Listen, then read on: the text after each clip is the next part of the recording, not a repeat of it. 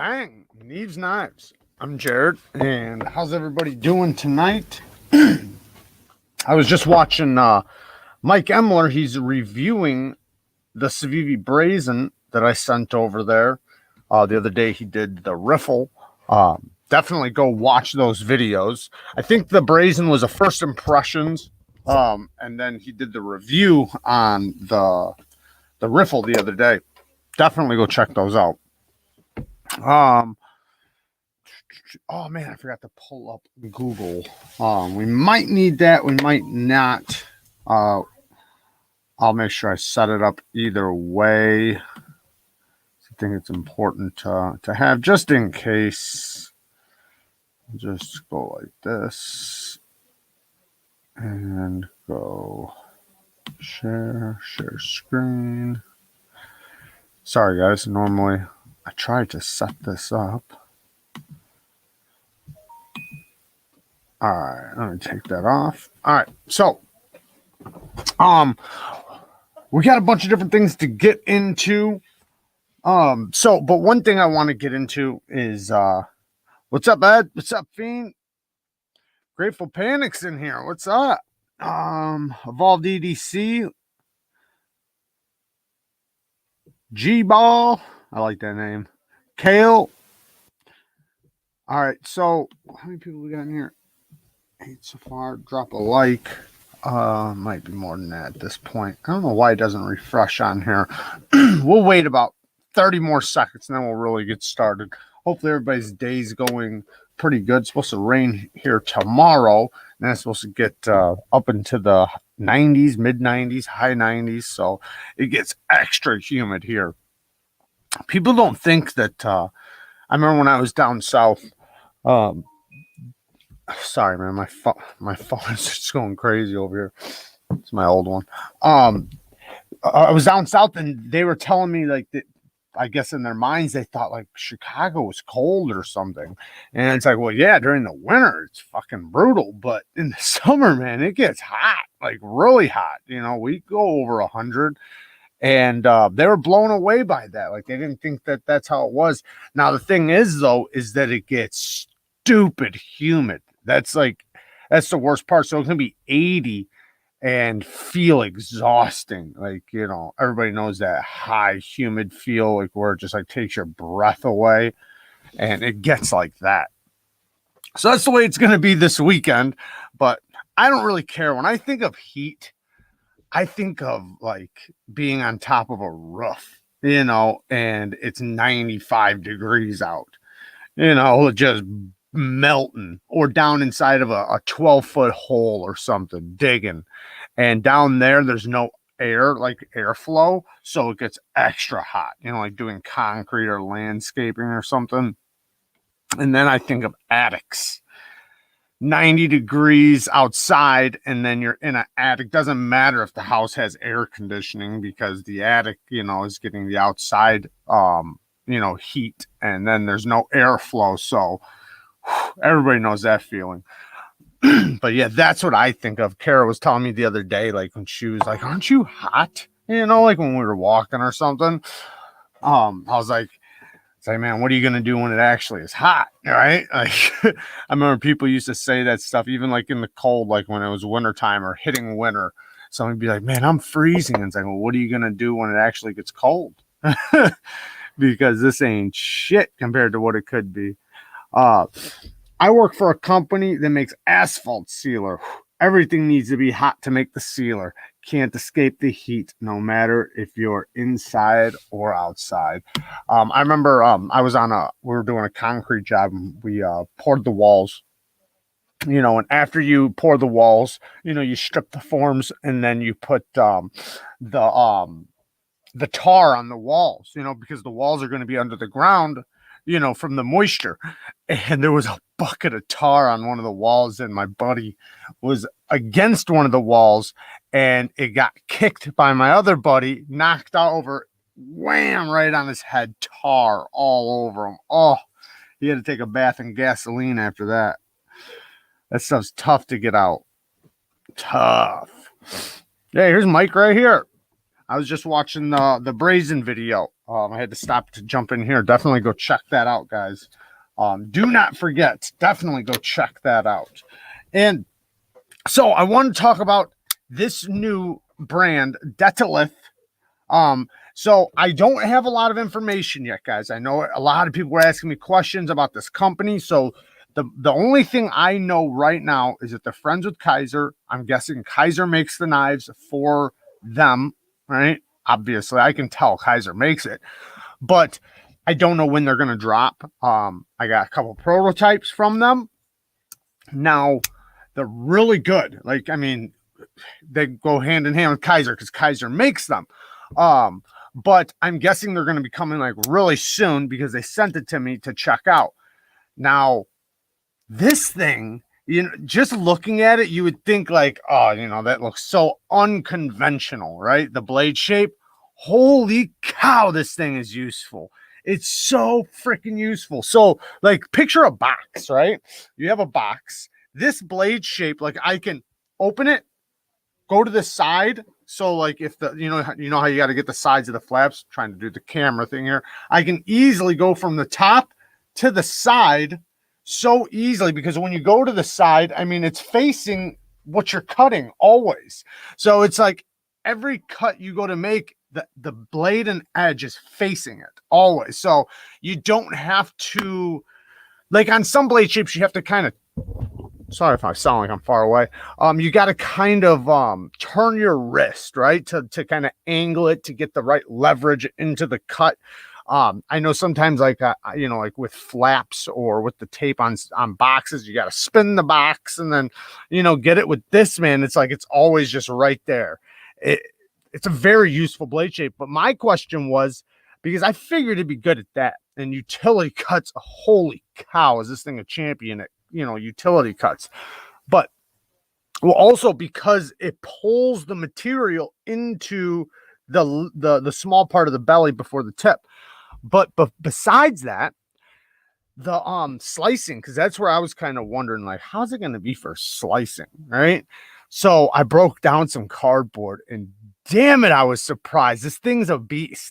So like the material kind of goes against my hand. I'm trying to think of how I can do this. It kind of goes against my hand and automatically gets pulled into this part of the belly. So like I can just like put my hand there and go right across and not have to worry about the choil and not have to worry about slipping out. It's like it traps it, you know, like a kukri. It traps it and it just, it works so good. I'm heavily impressed with this blade shape. And then I'm thinking like, man, why don't I have more blade shapes like this? Like, why do we not scream for these kind of blade shapes? Because this, you don't see this too much, where you usually see it where it goes up. And I'm not a big Persian fan. I'm not saying I don't like them and there's not a place for them. Like if I'm hunting or something like that, yes, of course. But for day-to-day EDC stuff, I'm not a big Persian fan. Now there is a Persian blade and handle style I do like. And we're going to kind of get into that because the blade shape without the right handle, the blade shape, like obviously it'll still work, but putting the two together, the right handle with the right blade shape just makes that knife work better. And I remember I had this knife a while back and it was a Persian and I really like had no like good hopes for it or anything. Got it, and it was a Persian that could do great utility cutting and all of that because of its handle shape. The way the handle was, it made it where the Persian, kind of like that new Civivi knife, or actually it's a Wii knife and Civivi's making a version of it. I can't think of the name of it, but it has a Persian blade. And so, but when you hold it, when you go to put the blade down on the table or like to do a draw cut or something like that, it's aiming down. Like it's a Persian that's aiming down rather than going up into the sky because of the way the handle is with the blade shape. So that right there, when I got that in hand, because before that I had only ever tried Persians with like a straight handle or, you know, just specific kinds of Persians that never worked great for me. Unless if I was hunting and skinning and things like that. But then once I got that one in hand, it made me realize how ignorant I was to Persian blades and how they could be done right as long as they had the most effective handle for that blade shape. But we're going to get into more things like that as we move along. So and going into that, actually might as well just continue on that. I also want to bring up this other Detolith. You're not going to be able to find any information on dental. Yes, thank you, Monster. Yes, the Synergy 3, which I believe I have the Synergy 3 on the way. That's I think the way it looks very similar to the way that other knife was, where like the handle kind of tiered down and the blade tiered up, but also angled down, where it just made it where it could be a Persian without being too Persian, and where you get the most benefits out of it. Without it, like, because what the Persians that suck, in my opinion, are the ones that literally go whoop to the sky. But if they're angled down when they start that whoop, right, the tip winds up hitting right where you need it to. Yes, smash that like button. Yes, definitely. And I guess I might as well just say this right now. I don't like to beat it up too much. I know people don't really like it. But definitely, I got a Patreon if you guys want to check out the Patreon, and also links if you guys ever watch any videos. I drop links down in the description of the video. When you use the links, they do benefit the channel. I usually only put in links that benefit the channel. Sometimes I put in links that don't benefit the channel, and it just benefits the company that sent the product, right? But a lot of times it does benefit, especially if it's from Amazon, because I'm an Amazon affiliate. So I appreciate when you guys do use the Amazon affiliate links. Thank you guys so much. I really, really appreciate that. And yeah, check out the Patreon if you guys want to support extra. That's always awesome. And yeah, if not, you guys can drop likes, leave comments, subscribe. I really, really, really appreciate all of that. Let's pull up this other Detolith knife really quick before we just move forward, because man, I gotta talk about this thing. This thing's insane, guys. This new Detolith Bell Amy. I can't scream about this knife enough. This thing is probably gonna get, if I make a video of the fidget knife of the year, the Detolith Bell Amy is probably going to be number one. And it doesn't matter if you're left-handed. It is easy left-handed, and it's got a reversible clip. So this is going to be a great knife for lefties and righties. Doesn't matter. You can flip it. You can front flip it. You can reverse flick it. You can thumb flick it. I mean, it does everything. And it's so fall shutty that you check the pivot. That's how, you guys ever got a knife where you're like, oh, that's loose. And then you check it and it's like, whoa, because this thing's solid. It's solid as you can get. And remember, this is just a prototype. So I can only imagine when the regular version comes out, obviously they must have polished this area right here in order to get it this smooth, because it is ridiculous. And the clip, everything about it. Yes, I would love to see a not this painted kind of, or not painted, but whatever this coating is. I'm not a big fan of it. I rather see this coating, the one that's on the new sheepdog, the stonewash. Yes, I would way rather see that. I'm definitely gonna bring that up to them, because I know more people would rather have that. Hi, Jared. How does the drop in action compared to the Kaiserland? It's basically the exact same, except for you have more deployment options, and the fuller, to reverse flick is so much easier to get on this, because you have more contact point and it sticks out a little farther. So like, it might not look like it, but if I put the land next to it, the land only has the little area right here. This one goes all the way down. So like, I can get it all the way down here. So it gives you lots of leverage on the reverse flick. And yeah, man, the flipper tab's a little bigger on it, but it's very similar to that action. It's that action just with better deployment, if that's the way you want to look at it. The grind, though, it's thin. Like, sometimes you think about it, it's like, man, is that too thin? Because this is like thin. I don't think it would be too thin though, because it's not a hard use knife. If this was a titanium frame, I'd still probably love it. But who am I kidding? I want it as thin as it can get. But this is the maximum level of thinness a production knife is going to be able to get. Like, it's like that. So very, very thin. Like I said in the thing, I guess that's probably 10, 12 thousandths behind the edge. And this is a prototype, so maybe the ones that they're going to come out with are 15 thousandths. Either way, it's going to be a machine at cutting.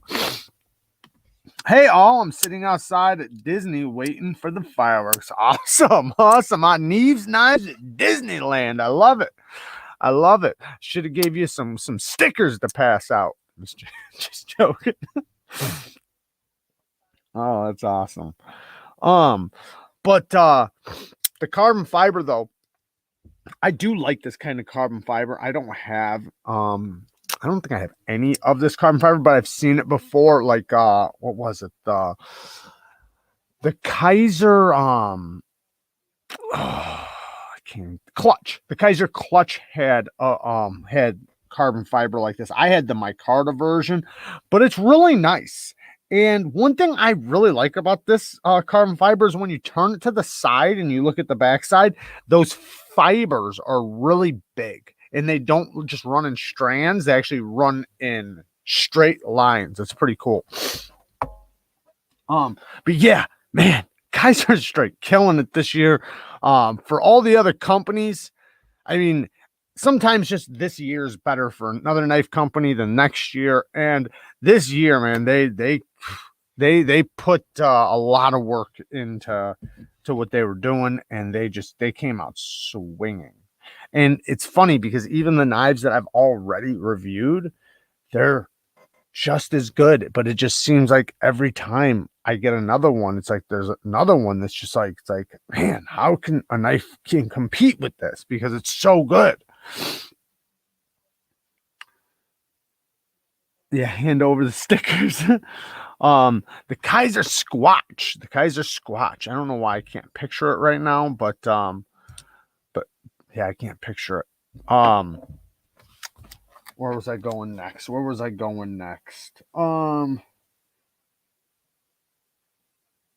So, how we were talking about just a minute ago, we were talking about the blade shape and the ergos, right? The ergos. So now let me just say, all of these things that I'm going to talk about kind of in this video, aside from the heat treats that we get into and the steel and things like that, if you take out your knife once a day and make one slice and put it back in your pocket, or, just every once in a while you take your knife out a few times a week, it really doesn't matter.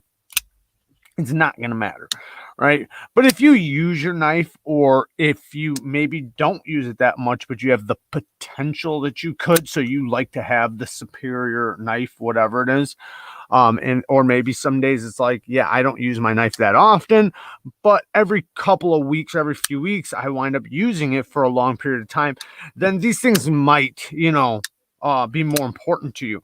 But having good ergos, right? Like great ergos. I'm talking about where you don't have any hot spots. That's always going to be superior over a knife that is okay in the hand. And I say that based on that the blade shape, like we were talking about, matches the handle. If it makes sense together, the handle, and because I've handled so many knives that it's like, what were you thinking putting this handle on this knife, or this blade and grind on this handle? It doesn't make sense. Like, you can't push, like, you can cut something, but for anybody that actually wants to use the knife longer than 4 minutes or even longer than 1 minute, it's going to hurt their hand. So, but having a knife that's comfortable with the geometry, it's going to be far superior to any knife that's not right, that's uncomfortable in the hand. And it might not even be uncomfortable just grabbing it, but when you start using it, you start feeling the little sharp edge here, maybe the clip, right, if it's a deep carry clip, and it starts riding right here on the bone of your hand, right? Because some, especially if we're talking about, let me go backwards, especially if we're talking about thick grinds, right? If you get a knife with a thick grind, you better have great ergos, because that requires more pressure for the geometry that's on that knife to work. And it's kind of like an axe, right? Think about an axe. Think about the amount of pressure that you need to put an axe through something. You have to swing it, right? You have to swing it and let the weight of that axe, smash against something in order for it to get through stuff. So, thinking about how much pressure some knives are going to require to go through dense materials, especially if the ergos aren't there, you're not going to be able to do that, or it's just going to be uncomfortable. And then guess what it winds up being? It ends up being the knife on your desk that you never carry. You never carry it. You might take some Instagram pictures with it, but eventually it winds up for sale. And then you lose money. Let me go through some of these comments, and then I'll move along. SG's on the way. On my own time, haven't focused much on the contemporary parts and focusing on the tribal kingdom errors. Yes, this sheepdog is sweet. Okay, says I started a new job this week in a machine shop. I'm new to the industry. Nobody there wears a respirator, but my boogers are black when I get home. Should I be wearing a respirator? If your boogers are black, yeah, I would imagine. I've done that a lot, man, and I've regretted it. And I'll tell you who else regrets it. Our grandfathers, right? Our grandfathers that worked in factories with soot and this and that, and wound up getting, lung issues for the rest of their life, or died early because of it, Hey Jared, what's the thinness behind edge reading you've got? What knife was it? 4,000s. But that was okay. So I got 4,000s on a custom that obviously it was just stupid thin, but it was a custom, so custom heat treat, custom everything. But then I had a little kitchen knife, but it's a kitchen knife and you could literally bend it back and forth. That was 4,000s too. But I always argued that for a production company, the thinnest I really want to go is like 8,000s. I don't think we want to go any less than that, because now you could lead to issues, right? You do need toughness. You do need strength, right? But I do think there's a level of which it's like, what's this knife going to do? Is it a little secondary pocket knife, right? Are you just, all you're ever going to do is cut with it and cut light duty materials? Then, it can be extremely thin. But for a full-size EDC knife, that's where, it's not so bad to have it be a little thicker. I just don't think we need to go over 20,000s. I don't think we need to, because at 20,000s on a flat grind, it's going to keep getting thicker. I see the donation, guys. Hang on. It's not popping up on this. Oh, there it goes. It's a little late. Thank you, Casey. Just wanted to say, hey, can't stay. Been busy working. Oh, man. Well, thanks for joining. Thanks for the donation, man. Get back to work. No, I appreciate you coming in. I appreciate the donation. Thank you so much. You're awesome. Hey, Jared, I got a question from American Patreon. American Patriot. It's about the Ken Onion Workshop. All right. American Patriot, what is the question? Sorry if I missed it. I'd be rambling. Guys. Um, just type it in again so I don't have to go look for it, because then I'll be trying to catch up again. No problem. Okay. Yeah, I am looking on getting an Olamic cutlery rainmaker. Olamic makes some great knives. I like Olamic a lot, quite a bit. I like Olamic. I had like a thing for them for a long time before I ever got one in hand. For some reason, they're very eye appealing. You know, even their large knives. It seems like their blade shapes, like they really speak to me. Okay. Patriots question. Watched your Ken Onion Elite video. I was thinking about buying them. Just wondering if it comes with the original Ken Onion system with the guides, or would I have to buy it separately? Okay, so the guides come with it. What doesn't come with it is the grinder attachment. Sorry, let me try to get this off. Does the Ken Onion Elite system come with the original Ken Onion system with the guides, or do I have to buy separate? Okay, so the guides are on there, the regular guide. So you get the electric system, that hooks up the belt, and then it has a little guide thing that slips on and off. That's where you can like take the blade and run it through, right? But you can take those off and just freehand it on there. Now, the bigger belts, which are quite a bit bigger, only will work if you get the grinder attachment. That's for like lawnmower blades.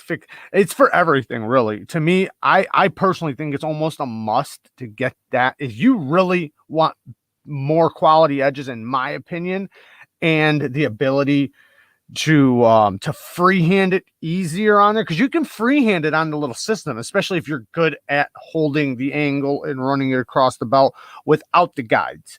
But the guides do come with it. The problem is getting into the choil area. That's when you might want to just freehand it. But the grinder system is the part that's separate, and then you can order it. Obviously, you'd have to order it separate, and those are bigger belts. But I personally prefer that. And I don't care if you're good at holding an angle or not. It's very easy. I don't see someone like that says, oh, I'm not good at holding an angle. Sharpening would have an issue holding it with that, because they have a place for you to lay it down flat. All you got to do is move it from here to here. So it's very easy to hold it. If you don't get the blade grinding attachment, 100% takes the guards off. They are trash, in my opinion. There you go. Yeah, I personally think the blade grinder attachment is the way to go if you get that system. I agree with Richie. What's up? I really need to save for other things, but knives keep tempting me. That's how it goes, man. God made dirt don't hurt, but yeah, it probably won't hurt. Oh, but that attachment though, or that system works great for like kitchen knives, fixed blades, work knives, beer folders, lots of different things. I mean, you get a good edge with it. It some people get it and put it on their high end knives. Just don't just jump right onto those. Make sure you get used to it and get good at it first. You can probably, you can use it for even like grinding blades and like other little jobs. I use it all the time for all kinds of little shit. Especially after you get used to it, and they have different belts and things you can get. It's very useful for lots of different jobs. Like I'm about to do my cousin's lawnmower blades with it. Like there's so many things you can do with it. But I wouldn't be able to do that with that regular system without that grinder attachment.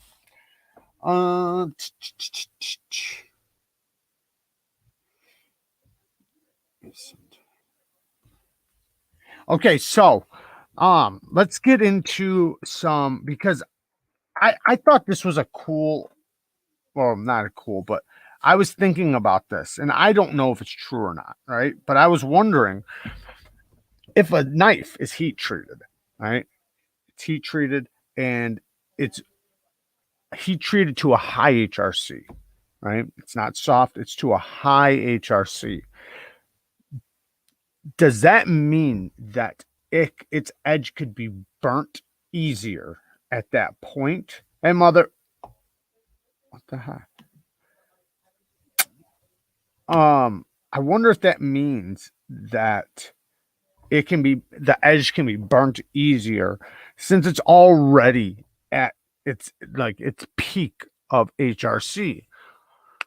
Or if it just doesn't matter because the reason why it's burning is because it's taking it to such a high temperature anyways that it doesn't matter. Like if it's soft or hard, it's going to burn it either way. I'm guessing that's the way it goes. But I sat there and started thinking, I wonder if like knives with like harder HRCs or higher HRCs have the tendency to have burnt edges more often. It's definitely a good question to ask. Like Outpost 76 and guys that sit there and test so many different edges, especially the knives that have been tested, right? Because you'd have to have it tested first to really know, I guess. Why are the wicked edges so expensive and is it worth it? Because you can technically go extremely fast. That's why. It's all about speed to an extent for some people. And that's what they're trying to build leverage on. To me, I could care less. Like, I'm not saying going fast isn't very important because that's why I use diamonds. I use diamonds because, well, that's not the only reason, but you use a very coarse grit when you first start because it hogs steel off and it gets it done faster before you move on to your medium grit. There's a reason why you don't just start with a high grit, right? Because it works faster, starting with a coarse, and you'll have a more quality edge. But it makes it where you can do two sides at once. So you're basically going like this. You have a stone here and a stone here. The knife's here, and you can do both of them, both sides at the same time. I seen a guy that could do a knife in like 4 minutes or something like that. I think that's what it was. 4 minutes. If he's now, don't get me wrong, he was flying. In my opinion, it was almost ridiculous. And I don't know. I guess after you do it enough, you know what you're doing so much that it's not dangerous. But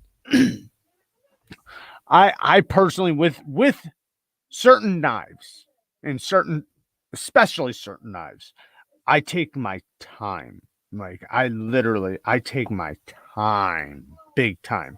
I do find it somewhat therapeutic. If I was using that, it wouldn't be. There's no way possible it would be therapeutic to me. Now, a Kami, I can get part of that. Or any fixed angled system, I can get part of the therapeuticness or whatever, where I'm sharpening the knife, I'm checking it, this and that. But freehand to me, there's something to it. I really like the roots. I like having the knife in the hand and putting it across the stone. I like feeling the differences in the heat treats. I like feeling the differences in the different steels. I like knowing that I put the work on there. Now it does take time to really learn it, especially when you get really good at it. But there's fixed angle systems. Some will get you just as good of an edge, if not better. Sometimes it just depends. You still have to know what you're doing, though. If you could jump on any fixed angle system that's not going to do it for you. You still have to understand sharpening. And it relates both ways. You're doing the exact same thing. The only difference is the system's holding it for you. With freehand, you're holding the knife. The one, you're putting the stone to the knife. With freehand, you're putting the knife to the stone. Are burnt edges from factory humans or machines doing it? Humans. So what they do is they have a belt. There are some, like I think Spyderco uses a robot, I think, where it just goes in a system and the robot slides it across the belt. But that's probably why you get such crazy inconsistent edges from them. But no, most of the time it's a human. They get the knives and they have a belt. There's a belt moving, and they take the edge and they go across the belt, and then they'll have like a just depends, but sometimes another belt or a buffing wheel, and then that's kind of like their strop, it's like a stropping wheel or whatever. Just kind of depends. There's, all of them are going to have a little bit of differences depending on the shop and the people that are doing it, but that's basically what they do. Oh, binge your old videos on the drive here. Have a nice night. Time to geek out on things other than knives. Have fun, Meg. Enjoy yourself. That's awesome, man. And thank you for binge watching. I like them views. Gotta get them views. Um, gotta feed the cat. Be right back. Faster isn't always quality. Yes, absolutely. And I find that whoa, hey, Sid Grip, thank you, man. Thank you so much. Remember, prices aren't rising. The dollar is just losing value. Until next time, friends. Thanks, Sid. I appreciate that. But where was I going? I don't even remember now. Now you got me thinking about the price of a dollar. um, prices aren't going up. The dollar's decreasing in value.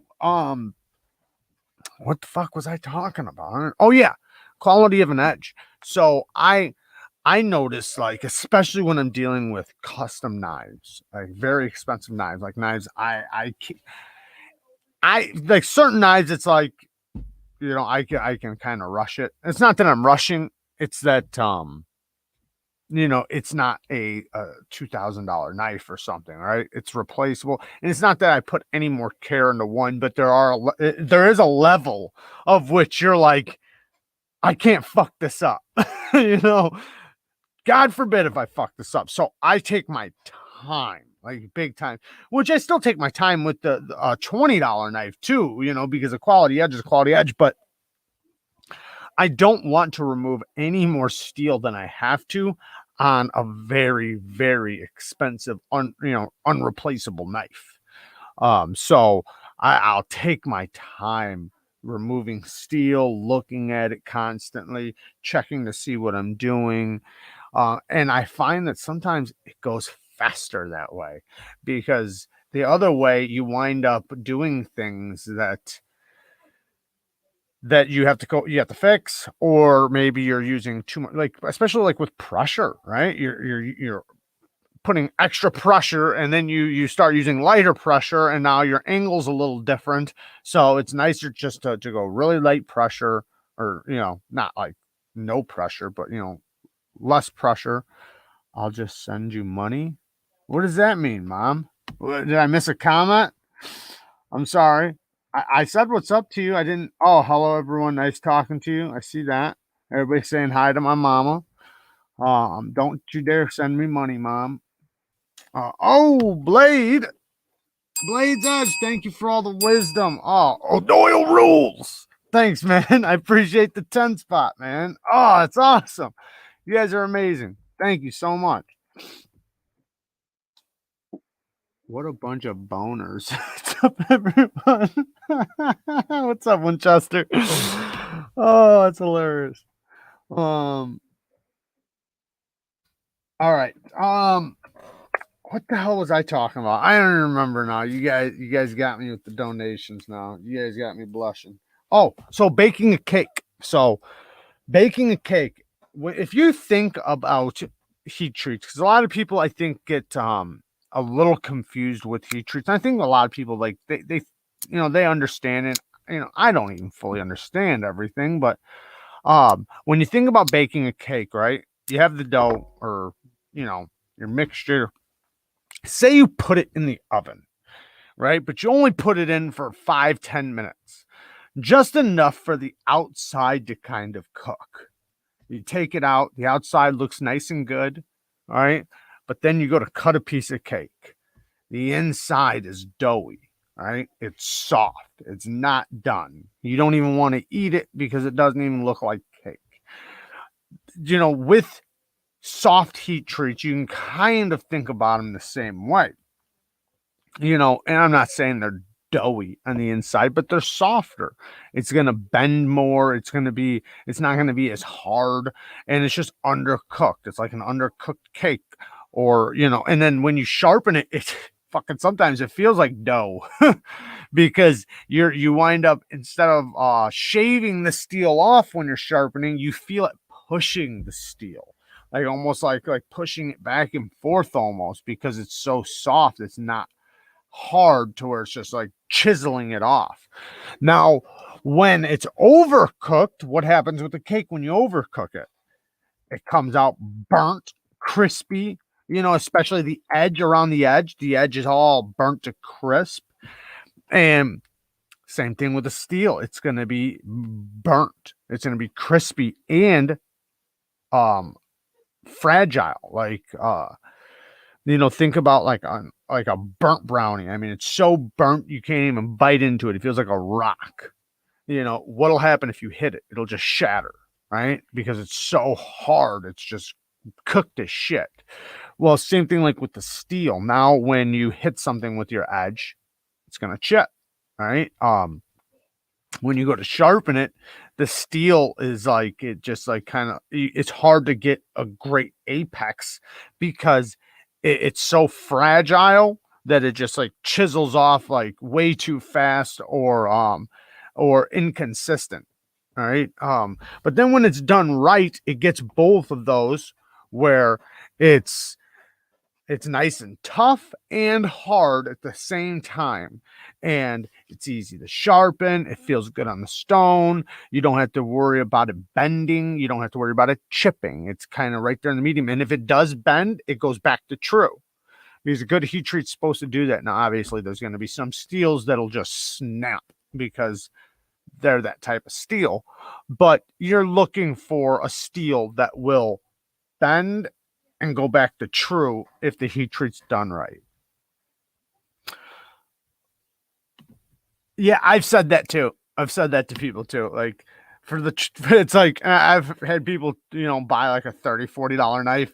I was telling them, like, do you know what I could have got you for that $30-$40? Like, this is shit, man. You should be embarrassed with yourself. Don't walk around with this. Fucking chuck it up. Chuck into another yard or something. Don't carry this piece of shit around, man. I'll get you a better knife for the same price. You just lost money. Cue ball, I watched a video on knife. I literally, holy moly, no heat treat at all. Just crumbles. But yeah, like with like a cake, when it's undercooked, the insides are going to still be mushy. Well, same thing like with a steel, I'm sure, to some extent, where the outside feels really hard, but the deeper you get into the steel, the softer it's going to be. So now when you start sharpening, that's why you're going to feel maybe like that, where it's, some parts sharpen good, and then all of a sudden it feels like you're pushing dough, and it feels like you're just pushing the steel rather than cutting the steel. Because when you're sharpening, you're cutting steel. That's what you're doing. You're cutting steel. You're taking a harder surface and taking another hard surface, and you're cutting it. Yes, throw the Gerbers out. Fucking try to throw them against the wall if you can.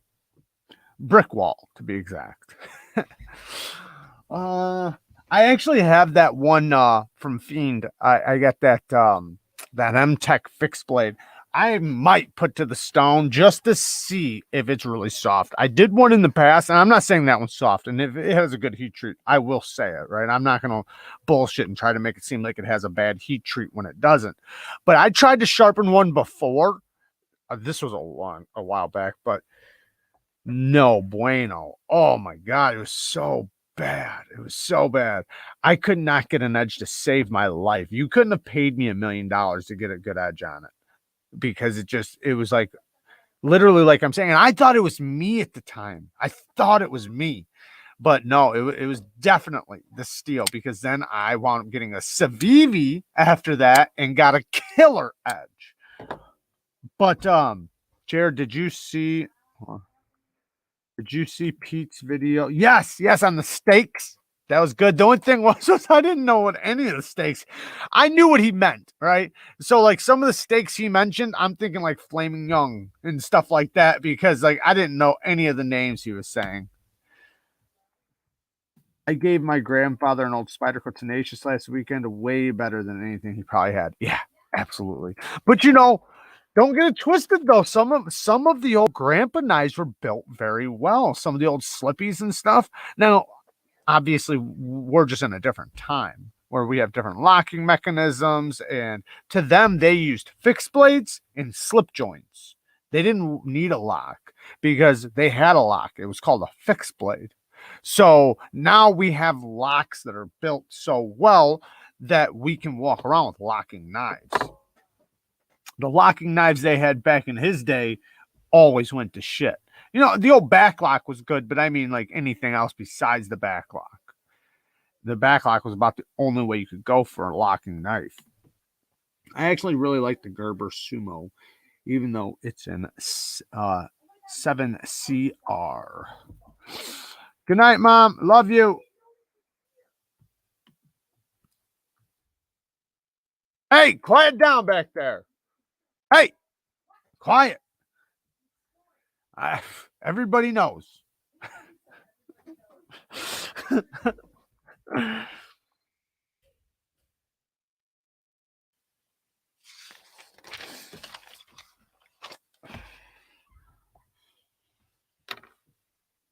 So, we were talking about earlier, and this might even be just a dumb question because some humor at the end too. Thanks for the comparison video yesterday. You did a great job. Oh, thanks, Cue Ball. Yeah, you know what, man? I've already changed my mind too. I wasn't lying at the end of that video when I said I'd change my mind. I'm already back to this one. The knives are just too. I mean, it's the same designer, right? It's the same designer. It's so hard to choose which one is better. And I think I wanted the liner lock for me to like it more. But I do think if I increase the detent and did like maybe like I don't know a couple other little things, like I do think that that's a great knife, and I honestly love them both. Um, but I do feel a connection with this knife. And I kind of explained the story to you before that when it first came out, I had a fetish with it because of this finish. I wasn't able at the time when this thing first came out, which wasn't that long ago, to be honest. But when it first came out, I never had a hinder, never in my hand or nothing. And especially one with the frag pattern. And I really wanted one, but that was unobtainable. So to me, a knife came out because I always wanted a knife. Like, man, I wish a knife would come out with a frag pattern that I could afford, a titanium one specifically. And then bang, this thing came out. So when it came out, like my eyes are like, bid, bid, bid, bid. I started bidding right away. And I lost the first few. Like I just like they were going through the roof. And then finally I got one. I won one and I got in hand, man. I was so happy to have one. And it was kind of like having my hinder, right? You know what? You know what's funny about that is I actually mailed this knife, not this particular one, but the exact same model, to Metal Complex. He asked me to check out the 223, and I still to this day don't know why he never videotaped it. He never did anything with it. He didn't ask me to check it out. I sent him the knife he asked to check out, and I sent this knife because I figured he'd get it out and be like, "Holy smokes, this thing is sweet." He never did a video on it. And I always was baffled by that. Like he loves frag patterns. He loves peaks and valleys. He loves this type of finish. It's a frame lock, M390. Like this is a fantastic knife. Like how could you not want to make a video on this? Maybe he was backed up on videos. I don't know the answer. I didn't ask him. I just figured if he didn't want to record it, whatever, sometimes it's just the way it goes. But I always wondered in the back of my head, why didn't he ever, say anything about that damn knife? He liked the 223. I mean, that got a great video.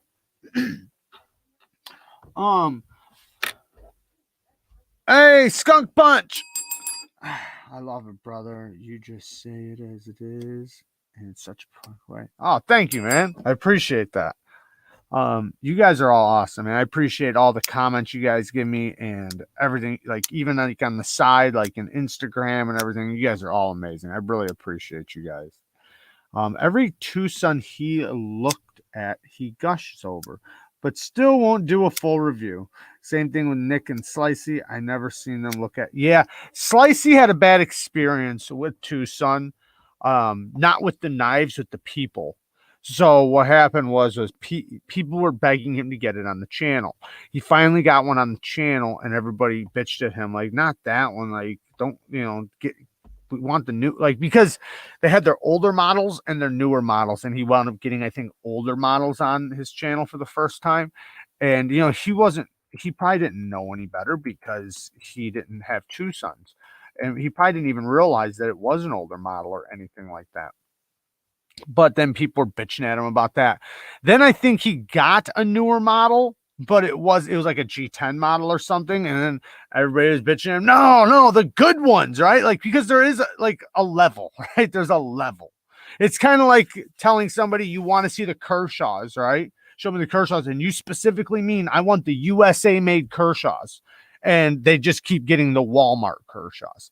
So, but he was insulted, or I don't know if he was insulted. I'm not trying to speak for him, but he just said like I'm not doing two sons no more. Like I can't make people happy. And whatever. I mean, I told him if he ever wants to check any out, I have no problem sending him ones that I guarantee people would like to see and that he can appreciate. And if he doesn't, he doesn't. He doesn't have to appreciate it just because I send it to him. I'm just saying like a nicer one. I remember that video. I made a comment. Yes, I did. I made one too.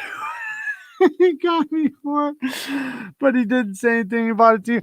Yeah, he got. I think he still got me too because me and him went back and forth, not back and forth arguing, but we talked back and forth about it. He's like, nope, no more. You can't talk me into it. I'm done with it. To me, it's like that comes with territory. All right, you're gonna review a knife, and people are gonna shit on it and want something better or want something else. That's just the way it goes, So. It seems like every knife I review, I also get commented, you should have checked out this one or this one, I'd like to see this one, just the way it goes. But I think he got so much of that he's like, no more of this, man. Come on. This is just too much. You guys are fucking Tucson fanboys.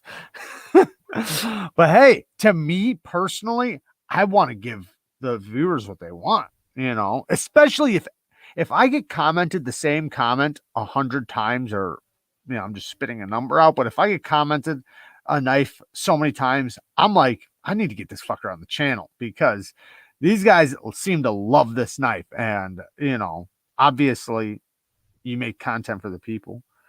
The 195 is sweet. And both of them are sweet. 129 and 195.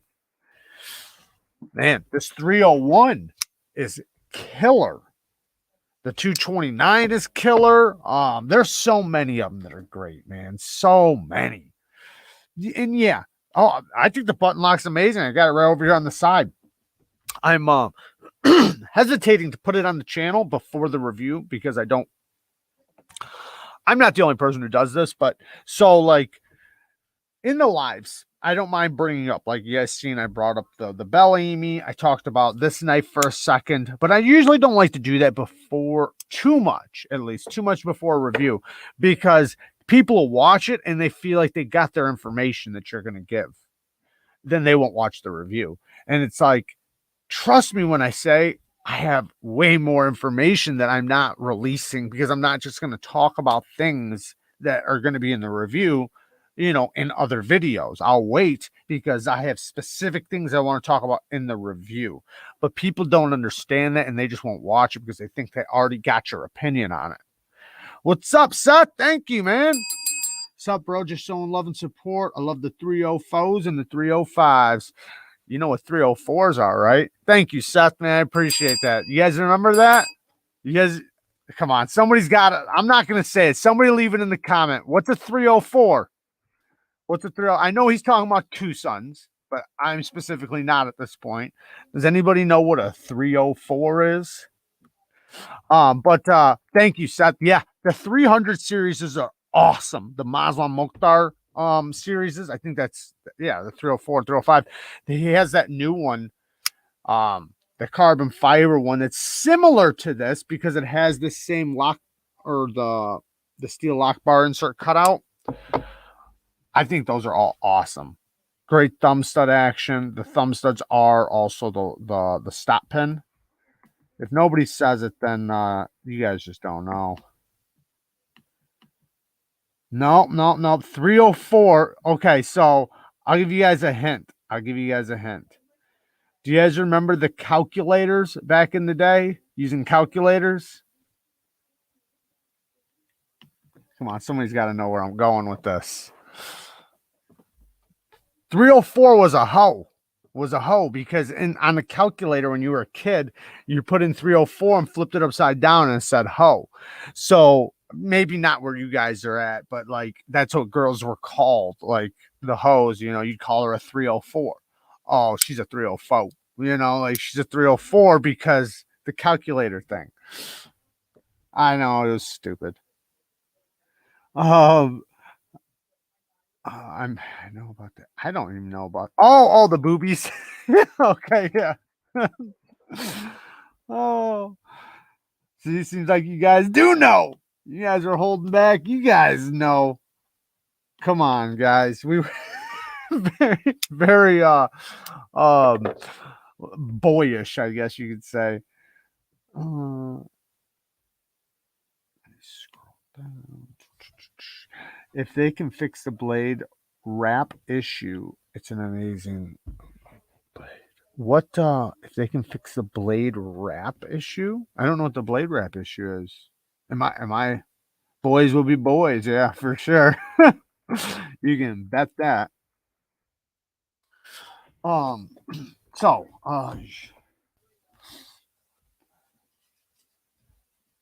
so in the what time is it? So here in a minute we're gonna go into some I got one really tiny short story, but I want to go into this dog attack thing. I found some interesting facts on it, and also talk about what to do if you are, because I know I talked about like what happens if you get into like it where you're around a dangerous dog, but I want to talk about what you do if you do get attacked by a dangerous dog, like where the jaws are on you. So we're going to get into that here in a little bit. But first I want to talk about, so the regrind thing. I'm going to grab a churro really quick. There's someone in the community that's thinking about doing a regrind on a churro. So, and I think he specifically wants a hollow grind. I'm not sure if that's possible. It might have to be a flat grind, but when we look at the Ferrum Forge here, right? You see how this one already had a finger choil in it. So it was probably easy for him to start the hollow grind here and work it over. With a churro, anybody who has a churro or a blade shape similar that wants to get a grind done, they might have to either, if they want a hollow grind, they might have to get a finger choil put in order for it to work. Just the way the grind is, because you have the way the plunge is back here, it would probably go better or easier with a flat grind, unless you allow a choil to get put in. If you allow a sharpening choil or a finger choil to go in, which might be awesome. Really look at this knife. Wouldn't this be kind of cool? It might even, because a lot of people say these things look like a kitchen knife. It might be actually pretty fucking sweet with a finger choil right there, right? Let's look at the other one. I think that might be sweet with a finger choil and a hollow grind put into it. Now, I'm probably going to do that on my Spartan Harsey, because I want to add a finger choil on it, and I'm only if they would have add an optimal finger or sharpening choil on it, I wouldn't. But they didn't, right? They don't put a sharpening choil on it at all, which is kind of weird, especially in 2021. So I'm probably going to add one on there. This one, they added one, but I don't really like their sharpening choils. Or, sorry, I don't mind the sharpening choil. It's the plunge grind I don't like. But if you add a nice, good, generous finger choil there, then you could do a nice hollow on it. Which, can you imagine this looking like this? Just like that. You know what? Let me try this really quick.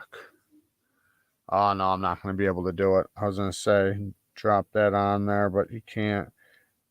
It's hard to find the direction of these damn cameras. That'd be cool, though. Obviously, this is a drop point, and this is a Warncliffe, but yeah, I think that'd be cool. Seth, thank you, man. Yes, one girl who was 16, who was 69 with 3 boys equals 35,007. Thank you, man. Thank you for the donation. Yeah, I remember there was like little stories with it and shit. I remember. Dude, imagine the quantum blade, right, shaped with a finger choil and a hollow. Absolutely. And that's kind of where I'm going with this now. Like, some of these churros, okay, so they're thin behind the edge. They are. They're very thin behind the edge, but what they don't have is great geometry. Because, and it's not that they're bad. So I don't want to like say that these are bad geometry because they make sense. It really does. The geometry matches the handle because these are tough knives, you know, especially the big ones. I'm specifically talking about the full size ones like the Quantum. You know, they're titanium frame locks, you know, big stop pins, good hardware, very tough, solid knives. However, it still sounds badass to thin that grind out just a little bit. Not saying the grind is bad, not saying it's not useful. I'm just saying for looks, right? It would look badass. Not even just the performance you would get out of it, because you would absolutely get performance out of it. And then the one benefit you would really get out of it, and I think that this is the best benefit that you would get out of doing that, is that you would be able to use it a lot more. Why do I say that?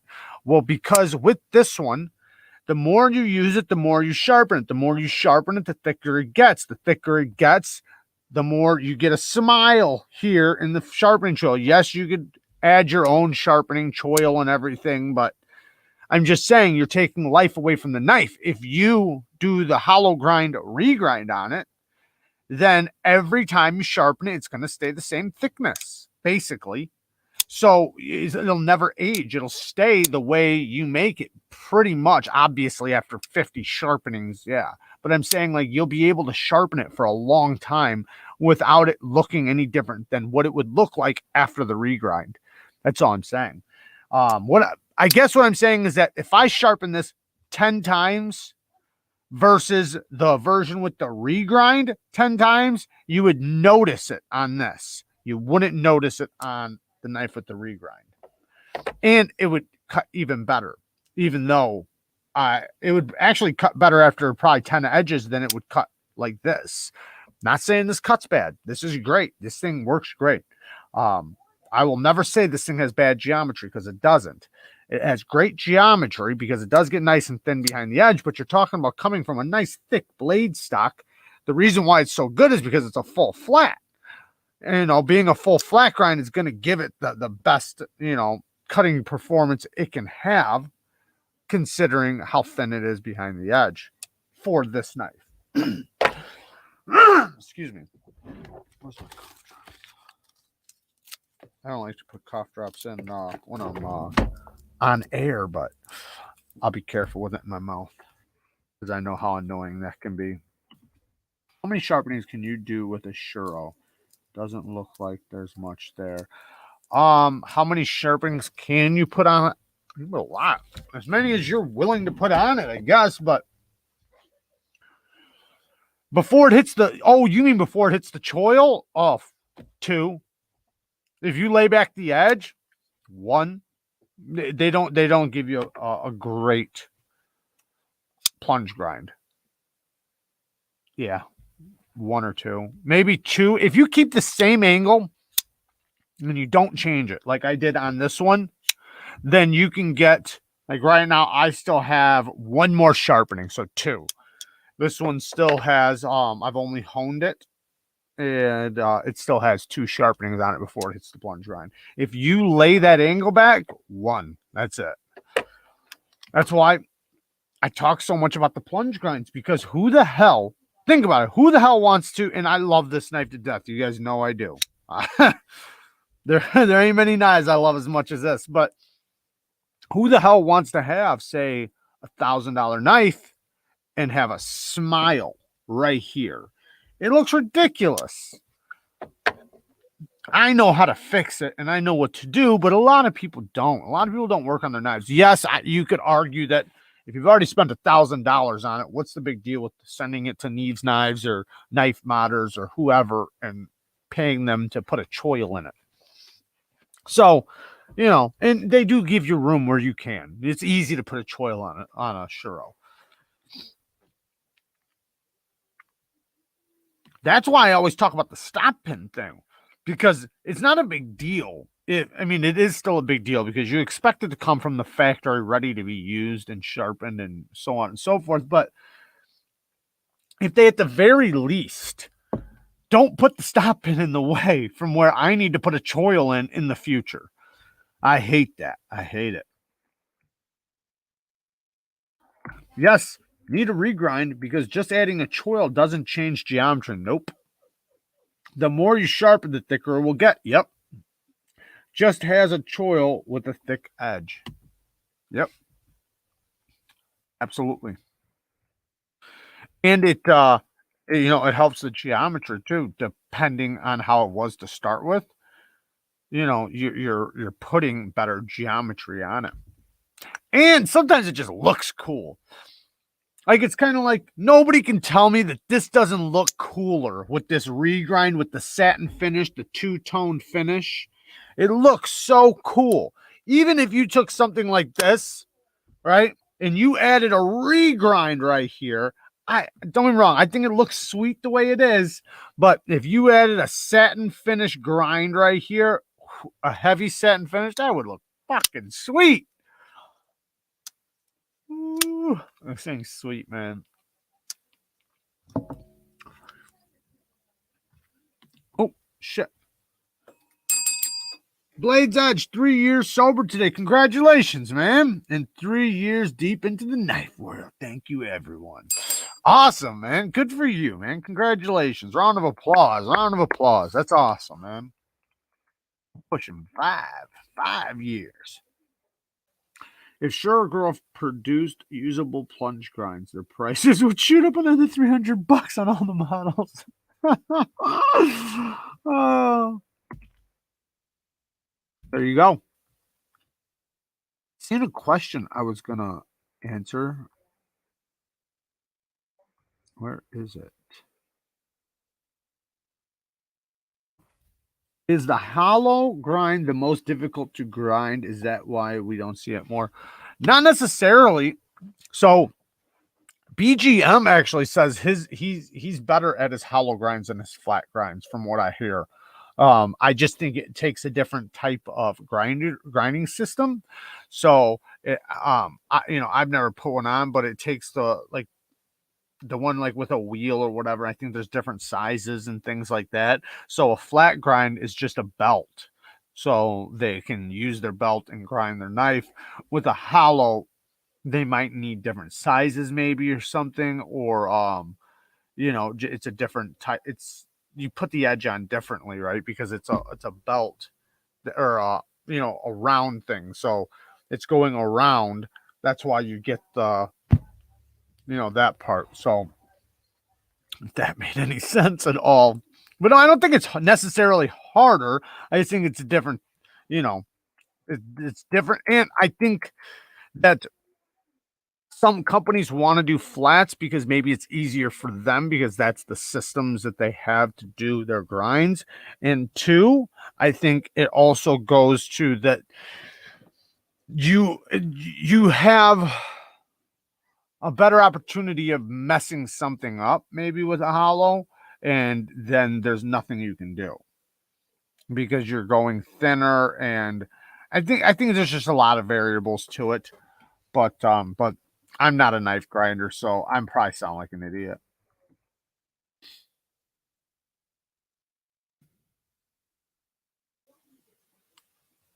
Absolutely. Thank you, Blades Edge. And yes, I appreciate all of you in here hanging out with me. We got 76 people watching. You guys are awesome. From manufacturers standing cheaper to do a hollow. Wait, standing cheaper to do a hollow versus flat. Um, but you see hollow grinds on the cheapest knives ever. I mean, you see them on $10 knives and $3 knives, and I don't think it has anything to do with that. And like I said, I've heard some people like BGM. I'm pretty sure he's better at, and it's easier for him to do a hollow. Now, I think obviously since he's doing regrind, specific knives are going to be easier to do flats, and some are going to be easier to do hollows. I think, but coming from the ground up and making your own knife, I think it just depends on the tools you have in your shop. What is your favorite blade finish? I really like stonewashed. However, if you were gonna excuse me, my best favorite of all time is a heavy satin, I guess, because I think it looks very mean, especially in a hollow grind, kind of like this finish here, with the heavy satin. But I love a good stonewash. So usually I request a heavy stonewash because of marks and nicks and scratches and using the knife. So nice, good. Oh, I forgot to mention this one too. This is really nice. You just don't see it as often, but Medford just started doing it where he polishes them, then stone washes. It's kind of similar to the Slish Buoy. So the Slish Buoy, the original one, it, where it's like it's polished and stonewashed after. Now this doesn't do it justice. This isn't like that, but it's close. This concept, and it's really nice looking. But that is a very, very nice finish. I really like that, and technically, it does kind of hide scratches. Like my Slish Buoy, man, I've done so much with it. There's not a scratch on it. So I think the finish being polished and then stonewashed, it just makes a really slick finish to where it doesn't scratch easily.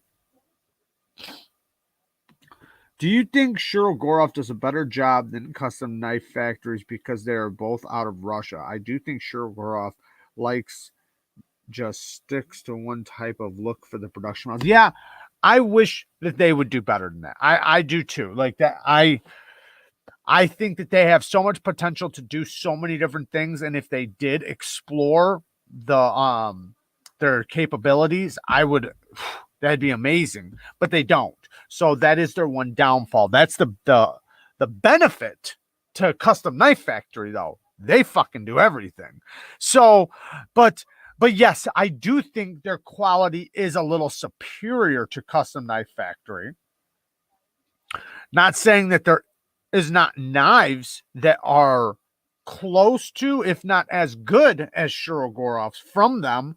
But if you take all their knives, most of them are not as good, in my opinion. But there are going to be a few that are really, really close, if not as good as Shiro. So, but yes, that's their downfall, though, for Shiro, is that they stick to basically the same kind of shape, style. You know a Shiro when you see it. That is one thing, though, right? You know a Shiro. Now, I think if they just did little details, like we were just talking about, add a finger choil and a hollow grind. Can you imagine how fast that would just fucking sell? Like, which everything they come out with sells like that. But I think that it'd be amazing to see. hollow will become more and more common when people stop buying up the entire productions of super thick flat grinds. Facts. Fucking facts. Fiend is coming with the facts. True. Yeah, I mean, you guys can't deny that. Like, Strider could come out with a knife right now that's 35 thousandths behind the edge, and you guys would bust a nut trying to put your orders in. And I'm not saying there isn't knives out there that do require or should have slightly thicker edges. When I say that, I personally mean 18, 20, 20 thousandths behind the edge. I think that is a great thickness. I think above that, you're just adding extra steel. Get a fixed blade. Obviously, I have knives that are 22, 25 thousandths behind the edge. I still use them. I still love them. However, I would have appreciated them to be slightly thinner behind the edge with a better, obviously, just because I love something to death doesn't mean I wouldn't appreciate something slightly different on that knife.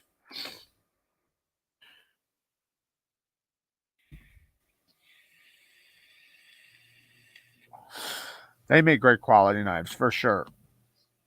Alien Knives posted a thing on Instagram. He was just at their shop, went and hung out there.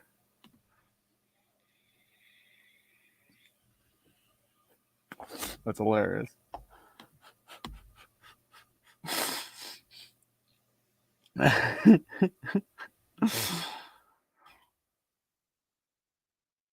The reason hollow grinds are cheaper is because round stones last longer than grinding belts. Yeah, I did hear though. Oh, and I talked about this a few weeks ago and I actually messed up what I said. So I might as well re-talk about it. So I was talking about that guy that has that guild thing going on with the sharpening services where he does belt sharpening, like basically factory edges, but from his shop, and he does all different kinds of knives. Anyways, he has a channel. You guys should check it out. I forget the name of it though, so now I'm an asshole. Anyways, so he was talking about the belts that he gets. Originally, he was getting the aluminum oxide belts that were very, very cheap, right? But they did not last long at all. They would burn up extremely fast, especially when he was dealing with high carbide steels. So then he wound up shelling out because he always seen these other belts. They were ceramic belts. I messed up. I said they were diamond before. No, they were ceramic belts. So the belts had like a ceramic coating over them, but supposedly they last 7 times longer than the aluminum oxide belts. So they were like 3 times as expensive as the aluminum oxide belts, but when they last 7 times longer, and he was saying that because of them being like that, he was able to get even keener edges. So he said his edge uh level, I guess, quality, his edge quality went up when he started using them. And that's the way it's going to be with certain people, with some people, with certain stones. Some stones are going to just work for you better than others. And you might have a guy telling you, nope, that's not true. That's not true. Use this, and it might not be true for you. So sometimes you do got to find what works for you. But because everybody's going to use different levels of pressure and appreciate different things. So, and there are different kinds of edges. Yes, and that ceramic belts stay cooler. Yeah, right. So they don't burn up as fast. There was a lot of benefits to it. Look at your Neeves stones versus sandpaper. Right. Exactly. Exactly.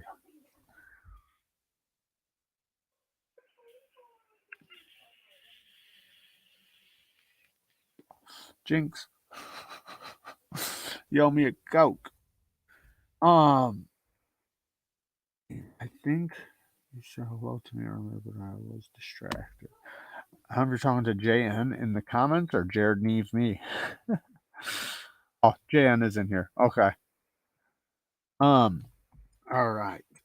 Lock face geometry. Wait, hold on. Let me read this. I hear Rockford uses water-cooled belts in their process, keeps them cooled. Yeah, a lot of companies do that, and usually, as long as they do that, especially with their edges, then they don't have to worry about burnt edges. It's that most are not. That's what it boils down to. Most of them, because it takes a little bit more time to keep it cool. Their belts are slower. They cool them. So just a lot of companies are not doing that. Some companies are though, and yeah, they're going to be a little superior for sure. If especially by the edge, they're definitely going to be superior. What's the deals tonight? 82 on, but only 68 likes. So we got a bunch of people here that just don't like the content. I did not talk about the topics they wanted to talk about, but all they got to do is leave some damn comments somewhere and tell me the topics they'd love for me to talk about, and I would love to talk about them. And I was going to, but I kind of thought about it, and I was like, man, that's kind of bad. But I was gonna do a video one day and say like, if anybody I'm not going to do it, guys. But if anybody wants me to specifically talk about a specific topic, to donate, and the people that donate can come up with the topics, right? But then I thought about it, I was like, no, that's not good. Like, I don't want people to feel like they have to donate for me to talk about a topic they want to talk about, because I'll talk about whatever. But it was just like one of those fast ideas where you quickly say, no. Get a lot of those. Yo, Jared, you should check out Savivi's bow. It looks so beautiful. I got some Savivis on the way. Got some new Savivis on the way, guys. Will a regrind affect your heat treat? Not if it's done right. No, so as long as it's done slow, cooled, and all those things, no. Because it has to get hot. That's the thing. Like kind of like even like when we talk about the work sharp belt sharpener, that belt doesn't get fast enough for it to burn the steel. It never. You can hold the steel up to it and grind it all day. It doesn't get hot. So it just depends. Like if you can touch it afterwards, it's not hot enough to burn it. But if it's turning red and you see sparks, yeah, it's fucking it's burning, or it can. Hump the like button. Yes, definitely hip thrust that like button. Who was the one thumbs down? The guy who hates the F-bombs. Get him every time. But he still comes in though, so poll for topic though. Wait, through Patreon, Jared, we'd love to submit something. Yeah, absolutely. Definitely leave a bunch of them in the Patreon. I absolutely love hearing what you guys want to talk about, because I like talking about everything. So, hey, Benjamin, thank you, man. Benjamin coming in with the 3-piece. Thank you, brother. I appreciate that. Baseball bat seems a good choice too. Anyone seeing Glorious Bastards? I love that movie. Stasa 23, late as usual. What's up, bud? I'm guessing this is the time like when something happens in your night, like kids are laying down or grandkids or something, because this is usually the time you pop in.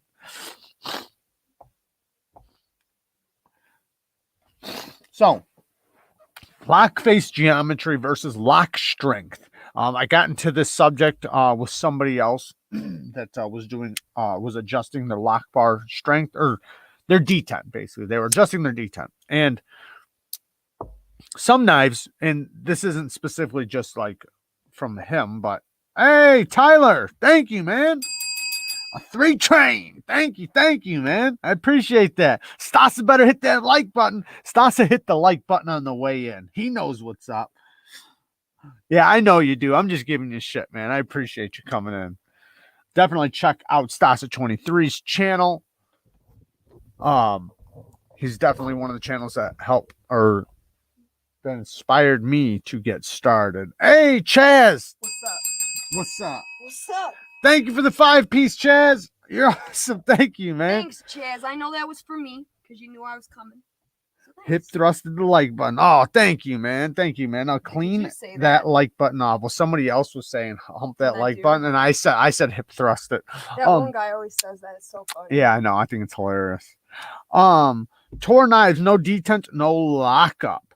Okay, so with the detent strength thing, right? So when you're adjusting a detent, and let's go besides that, you're not adjusting a detent. Let's just talk about a light lock bar. So when you get a knife sometimes, right? You get a knife and you'll unlock it and it's like, ooh, that is a soft lock bar. And even though maybe the detent feels good, it feels great, you're happy with the detent strength, and that's because the detent ball and the detent hole fit accordingly. That's what I was carrying. That's what she was carrying. Linda Lou's in the house. The zero vape. I don't know about that one. But sometimes lock bar strength, though, you think about it and you're like, man, that is so soft. Is that going to be strong? Like you start thinking it's going to fail because the lock bar is so soft. But it really doesn't have everything to do with it. Now, you're going to have knives where it does affect it. But if you can check it, right? If you can check it and you're like, it's not moving, it feels solid. Well, that's usually because it has nothing to do with the lock bar strength. Not always. It has to do with the lock face geometry. If the lock face geometry is done right, then when the pressure from the spine hits the back of the blade, the pressure is going straight down because it's going straight down rather than pushing it like this out of the way. Because if it's coming straight down on basically like a flat surface and it's kind of like a flat on flat surface where it's just pushing straight down, you're not going to get that lock slip. But if it's angled a certain way, I'm trying to do my hands the right way, but if it's angled a certain way, then, and if the lock face isn't correct for the lockup, then yes, it can slip out. But that's because the lock face geometry isn't great. That's usually when you start feeling lock slip or lock play. Not even lock play, sorry, lock slip, where you can feel like the lock slip, lock failure. All three of those are normally because of lock face geometry, because the lock face geometry sucks. You move in your chair so fucking much. Holy shit. It moves itself. I know, I'm trying to lean on it. And that's why we're moving all over the place. Hold on, this thing's blurry. But yeah, it's hard for me to sit still in this chair because it rocks, it spins, it rolls. You're not a sit stiller. I'm not, but especially in a chair that's moving. It still looks blurry. I know, I'm trying to, it's you. It's trying to focus on both of us. Well, if it was focusing on me. Just hang on. It'll get us. Bang. No, but like even when you get a phone call, you can't talk for more than about 2 seconds without getting up and pacing viciously for the whole phone call. You've always done that. Yeah. You're not a sit stiller. No. That's okay though. Yeah. Chair lock rock. Chair lock rock, yeah. Chair rock. But yeah, I used to think that too, like where I would get a knife though, and the lock bar would be so not delicate, but it seemed like I barely had to push it and it was so soft. But then the lockup was like super solid. And then I'd get another knife that had an extremely strong lock bar, like to where it hurt your finger to unlock it. And I would put pressure on it and just fail. And it's because it has nothing to do with that pressure. It has to do with the lock face geometry. Now, obviously, you're going to have levels, right? You don't want a light, soft lockup on, say, a hard use knife that you're going to be spine whacking. But for the most part, that spine whack should go straight down the lock bar, not pushing it out of the way. And if it pushes it out of the way, it's because the way the lock face is going. Now, some of them are just straight at an angle, right?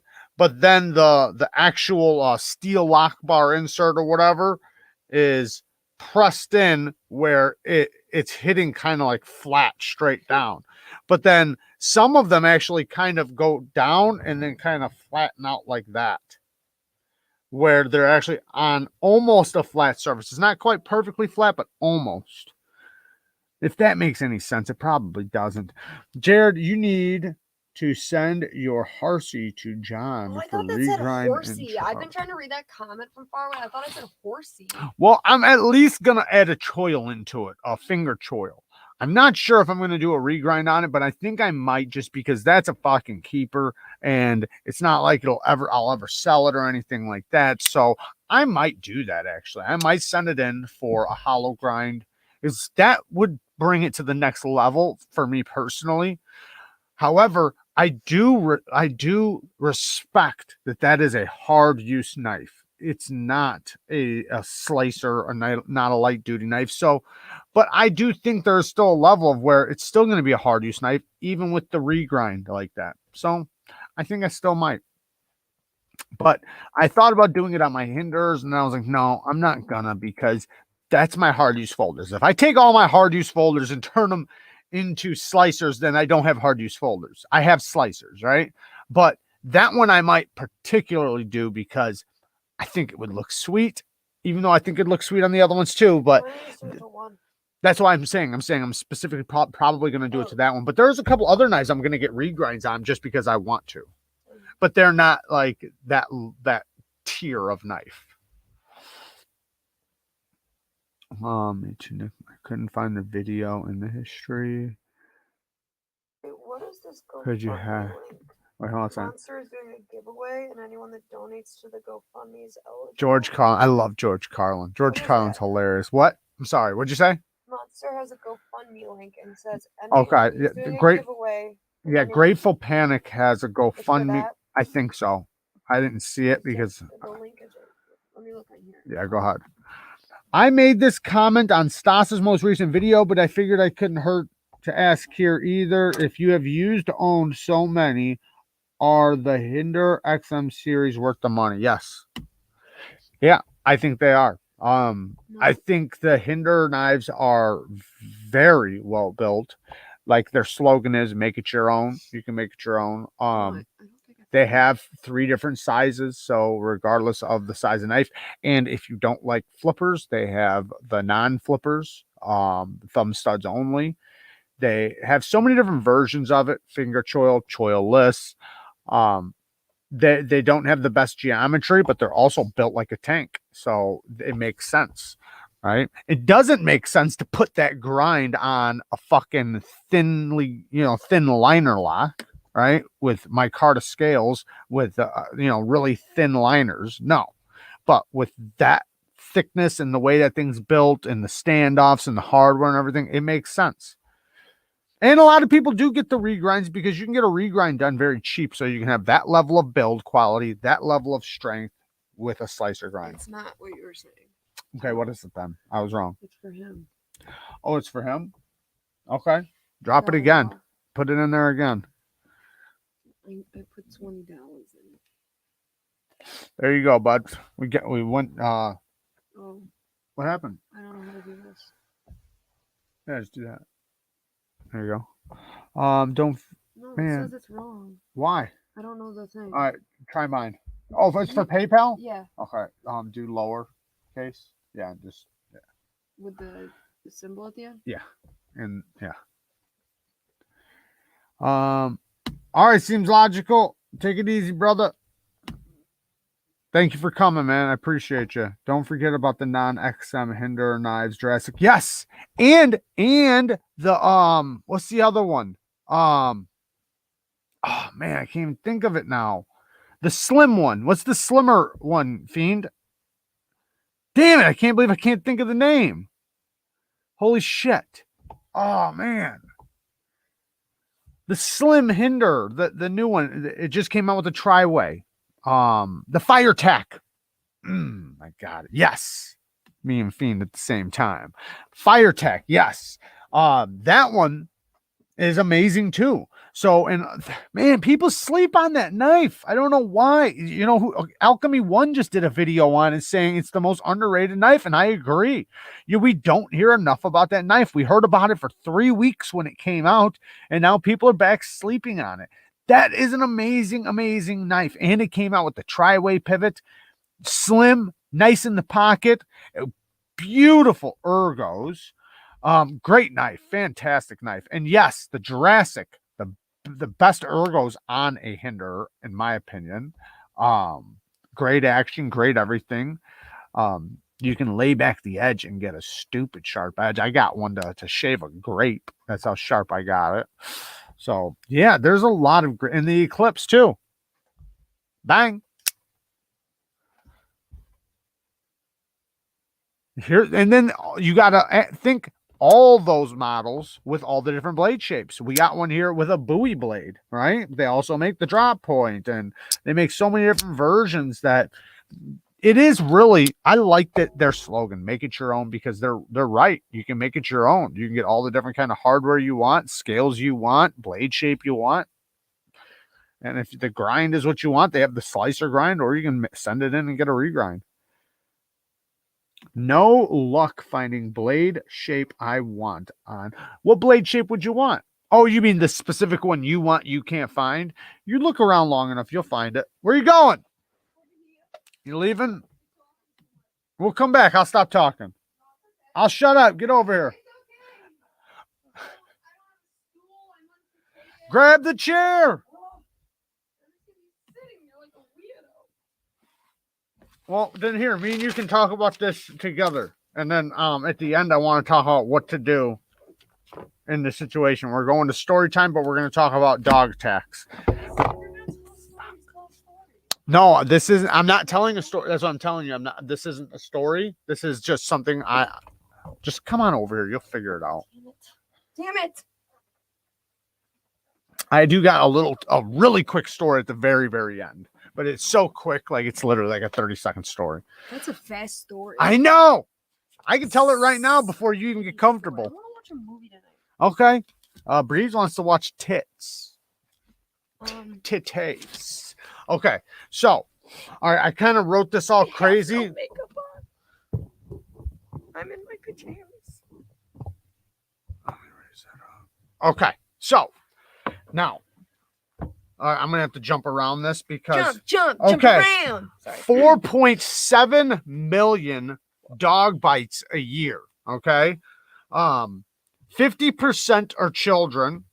1 in 112,000 are killed. I gotta read this right because I wrote down this thing so crazy. Okay, I know. I probably said wrong browser tab, Breeze. Yeah. Like yeah. That's funny. Tits. Okay. 2,400 dog attacks a day in the U.S. Wow. Dog attacks are more severe than measles for children. That's why we keep Douglas on a shelf. Most of them are for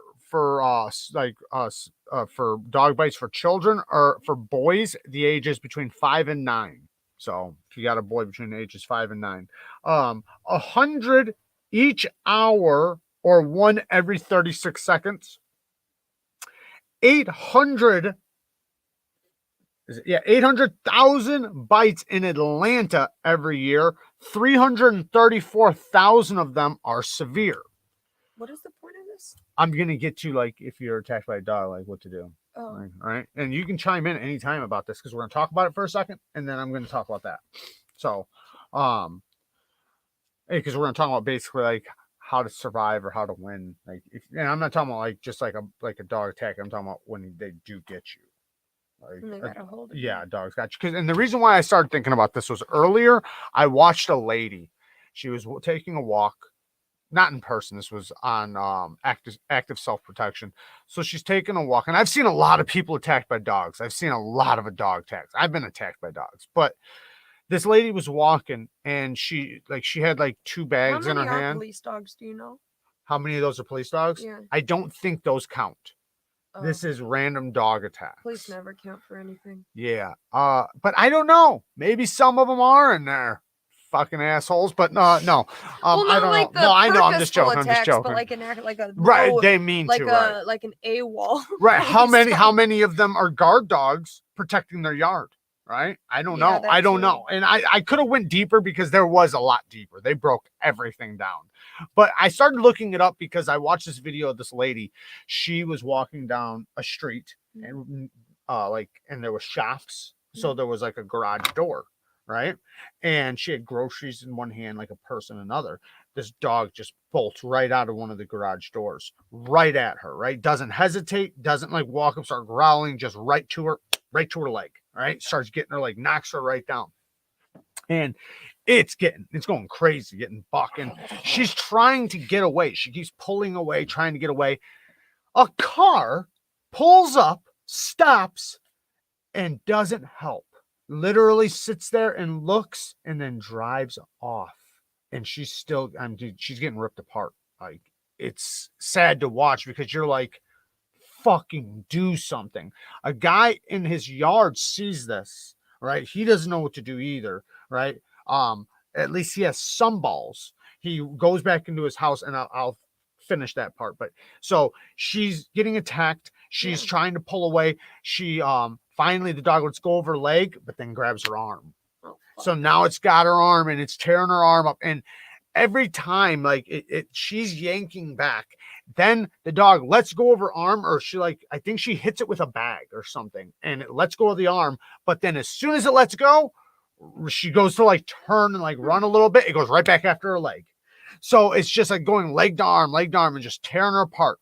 Well, finally, the guy in the house, she starts hitting it with a bag, and then it actually gets off. She's laying down, right? Like kind of like not in a fetal position, but like kind of protecting herself.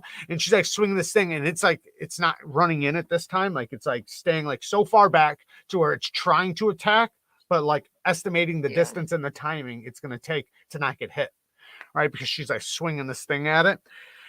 Then the guy that was in the yard, he gets in his car, opens up his gate, and comes out and tries to run it over, right? Chases it down the block, chases it back and forth. She gets safe. She runs onto his property. She's fine. She lives, right? But I couldn't help but think of all the things she did wrong during it, right? Yeah, and also, hindsight's 2020. Yeah, it is. That's why I want to kind of talk about it, because I think if somebody doesn't ever think about what they would do in a dog Wait, attack. can I just say something real quick? Yeah, please. That phrase, hindsight's 2020, I really don't think people put themselves in that spot enough. Kind of like with that one case where the girl stabbed the other girl and the police shot her, the Makia Bryant one, and like everyone was like saying all the things. Oh, well, he could have did this. Yeah, he did go that. fuck yourself. He could have did this. Yeah. And I feel like it, and I'm not trying to get into that whole argument, but like I see that a lot with like shooting things, just gunshots or attacks, like of all the stuff. Thank you, Mark. Hey, I don't know my sunglasses. Keep talking. I'm a failure. You're fine. I hate you.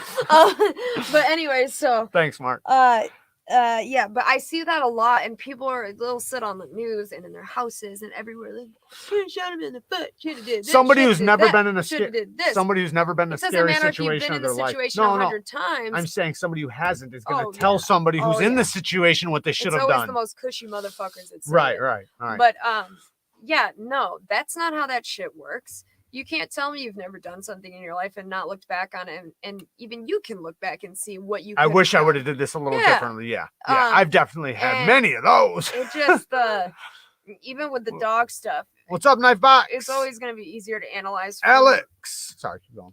It's always going to be easier to analyze after the fact. Not saying there's anything wrong with that, but if you're analyzing to help people for the future. But what I hate is when people just analyze it like they fucked up or something. But that's why they're supposed to, like, so when it goes to court, right, and there's a police shooting, they say sometimes you'll see on the camera where, oh, the person was dropping it, or oh, the person was doing this, and it's like, yes, but the moment he saw it, it was in this time frame. So like they have like a 1.2 seconds, or like a 2.1 second range grace period where if they shoot, it's because they're reacting to what happened then, because your brain has to think. The signal has to go from your brain to the trigger, then you pull. So like, say if he dropped it, he wasn't shooting at him dropping it, he was shooting at him when it was in his hand. And people don't put that into account because they don't understand that. They don't understand the brain signals, the time, and everything else. So I think people, leave that part out. But with the dog biting thing specifically, when a dog like say a dog comes and gets your arm, right? Or leg. I mean, we can start with the arm, right? If they have your arm, they're pulling it. The last thing you should do is pull back. If you pull back, it's tug of war. You're tearing, you're ripping, and they're not going to let go. That's where it becomes a challenge. You want to go towards them, right? You want to go towards them, grab them by the back of the head, right? But your goal is to get on top of the dog. Don't want the dog get on top of you. You want control over the dog. You want to get on top of the dog. And if your arm is still in its mouth, right? When you're on top of the dog, you want to be on top of its belly as much as you can. Ram your fucking arm down its throat because it's going to let go. It'll let go. You literally grab your other hand and ram it right down its throat. And you want to feel fucking brains, like all the way to the concrete or whatever it is. You're trying to survive at this point, right? So you're going to do whatever it takes. You know, eye gouge, right? The dog's eye's right there. Just poke its fucking eye out and try to grab some brains there too. But the point is that he's going to choke. And then when he does let go, don't let him up. Yeah, if you kicking in the nose is not a bad idea. No, well, we're going to get to that in a second. I'm going to get to that in a second because actually a dog does react to a nose punch pretty well. But with the arm specifically, we'll get to the leg in a second. After he does let go, right? Don't get up. Don't run off because he will continue to attack. He's in a fight too now. Stay on top of him. Get your hands underneath his chin and push his jaws upward, right? Upward. And now you're on his throat. And you're going to obviously, you know, and I hate to be brutal about it, but, you know, it's a fight for your life too. Crush his throat, right? As much as you can. Suffocate him. But the point is his jaws are facing up. He can't bite you. And you can actually hold him like that. You can even hold him like this on the side, squeezing it, and they can't do anything. They literally can't do anything. Why do they do that randomly? What? Some dogs. What? Like, what do you think made him do that in that situation? He's seen her, and he's obviously an aggressive dog that should not be off leash. And I don't think it has anything to do with the dog. It has everything to do with the owner. The owner is a fucking shit owner, and he's a lot. If you have an aggressive dog, it's your responsibility to make sure that dog is not in the public, and that it was an open garage door, maybe free for him to run. Maybe. But the point is, though, is that it happened. And that is an aggressive dog. You can have a dog that is trained for protection, knows how to protect its area, and still won't attack anybody. It waits for your command or waits for a threat. Yeah. Dogs are trained for that every day, and they're good at their job. An aggressive dog that attacks anything that moves is dangerous. It's very dangerous. I'm not saying there's not a place for those, but it's definitely not for the public just running free from a garage, right? Now if like for the leg thing, right? Like you're talking about the or somebody was talking about the nose punch thing, right? Yeah, you can hit a dog in the nose and it will stop them. Not all dogs, though. Some dogs will continue to bite even harder. But yes, you can push up on the nose and push it backwards. It does hurt them because of this bone that goes up into their head. You can, probably like the way our nose feels. Yeah, basically the same way. So you can hit that. But once you get it off, right, you can't back up and run. That's the most dangerous thing to do. You will lose every day of the week. You're talking about an animal that runs 30 miles an hour, right? Like, yeah, like you're talking about an animal that can run. Like you can't run 30 miles an hour. You're not going to get away from a dog. So I'm just saying, don't like after he lets go of your leg, right? If he is on your leg and you have to, because you can't walk, right? You have to continue to attack him. So that's why I said you got to get him on the sides of the cheeks, right? Now you can actually lower him down onto his back and get on top of him.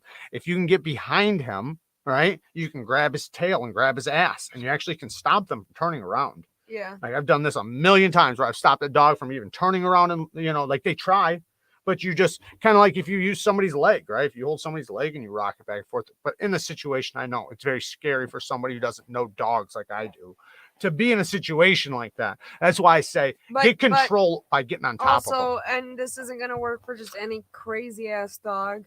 But like that one dude was saying, and like you've always said, quit acting like prey. That also helps. Yes. It's very hard to do in the moment, but the faster you can quit acting like prey, the faster you'll quit getting treated like prey. Yes, absolutely. That's one of the main reasons. Mark's thing. That's one of the main reasons why people get attacked by dogs. I'm having an issue with the dog at work. I may need some advice. Bit me 3 times already. Damn. Yeah. Hit me up on Instagram. We'll talk about it for sure. Because that's you're part of our statistics here, Mark. Yeah. But But yeah, I mean, Usually when a dog, if I'm guessing you haven't reported those bites, because if you did, usually after 2 they have to be put down. If it's a no, person. if it's only if it's dangerous, like they'll let a Chihuahua go 1,000 times. No, well, I know. You know, like that's the thing though, is that It depends because they're more concerned about it being able to bite a kid or something. well, that's why children are the most susceptible to dog bites. That's why they are over 50% of the bites are You're on welcome, children. Monster. And if a dog's attacking your child, right? A dog's attacking your child. I seen this video where this dude's child, his little girl, is getting attacked by a dog. Man, I wanted to be there so bad. Like I just wanted to evaporate there. Like, Danny G, thank you, man. Actually, big But I shout wanted out. to be there because, like, I seen what he was doing, and actually, you know what he wound up doing? You know how he wound up living, or not living, saving his child? A fucking pocket knife. He stabbed the shit out of that dog. Yep, and he won because the dog, once he got stabbed once and didn't even react. He actually, I think it was the second stab, he wound up running off. But Excuse me. yeah, Sorry, that was a sorry. good thing. But I couldn't help but think, like, man, I wanted to be there because sometimes I watch some of these situations like on active self-protection, and I can't help but think, man, like these people, they don't prepare themselves for situations like that, and they're not willing to do what it takes. Yeah. Right? Like a lot of people are not willing to kill a dog. Like I love dogs to death. You know how much I love dogs. But when if it's between a dog and a child, that fucking dog's dying What right if it's now. in between a dog and me? Who would you pick? Well, come on. The dog? Knew it. But it's like, but to me, it was like the guy was trying Oh my so God. hard to keep his. I'm sorry, but you just missed the best opportunity to burn me there. When I said pick between a dog and me, which would you pick? You should have said it's the same thing. That would have been so good. No, I would never Fucked say up. that.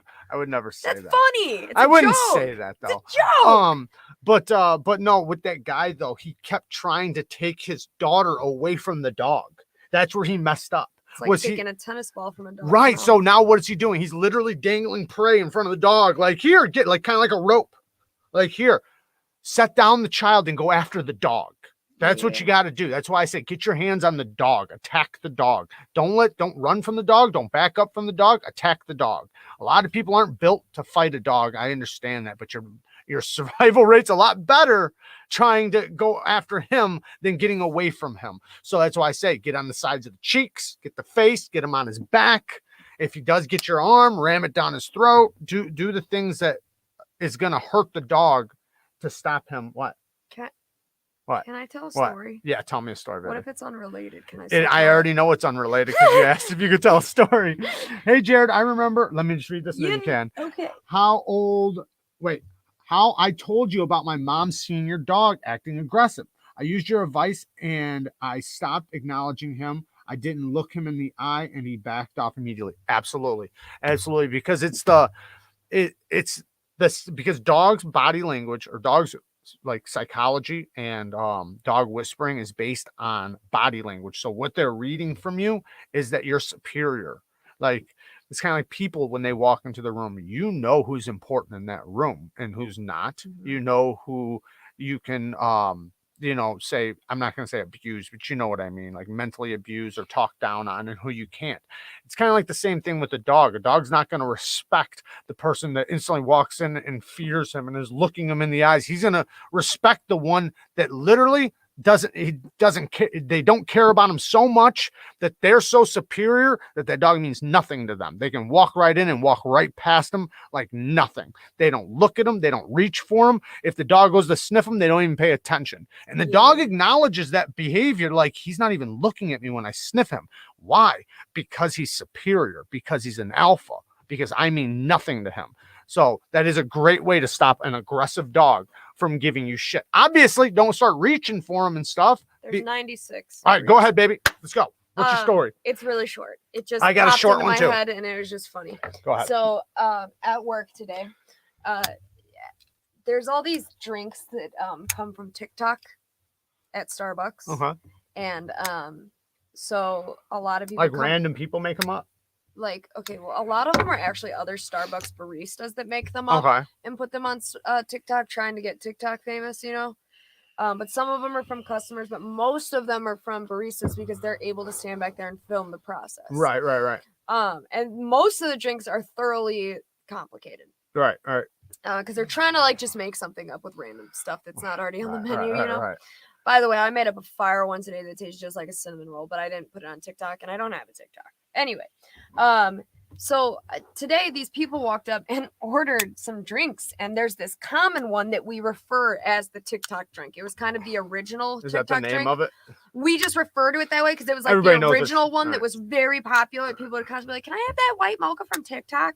Yeah. And so we just started getting to the point where we just knew how to make it, and it Yeah. was the TikTok drink. Right. Anyway, so these people came up and ordered it, and I was trying to clarify with a newer person that works for me what it was that they were trying to order, and I was like, "Oh, it's the TikTok drink." Mm-hmm.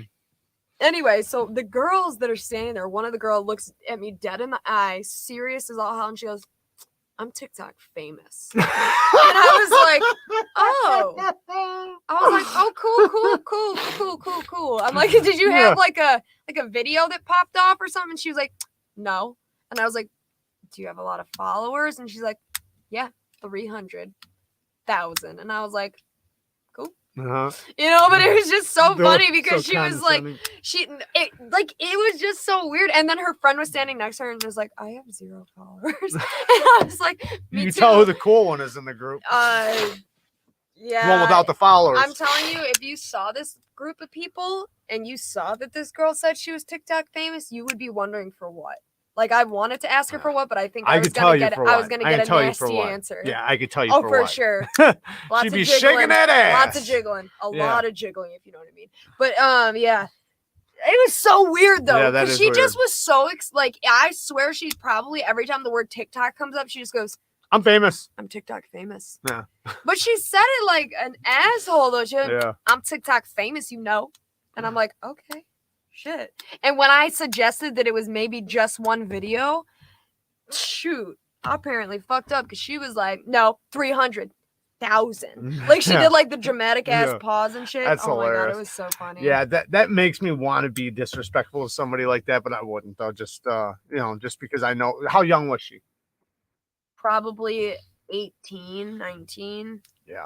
Hard to say. Sometimes Makes sense. Sometimes when people are really overweight, it's kind of hard to tell age. Yeah. And I think actually sometimes when people are very overweight, it can make them in some instances look younger. It Some can yeah. give the I was baby gonna face. say that too. Yeah. In Yeah. some instances seem older, but judging off her friend, I think she was probably about 18, 19.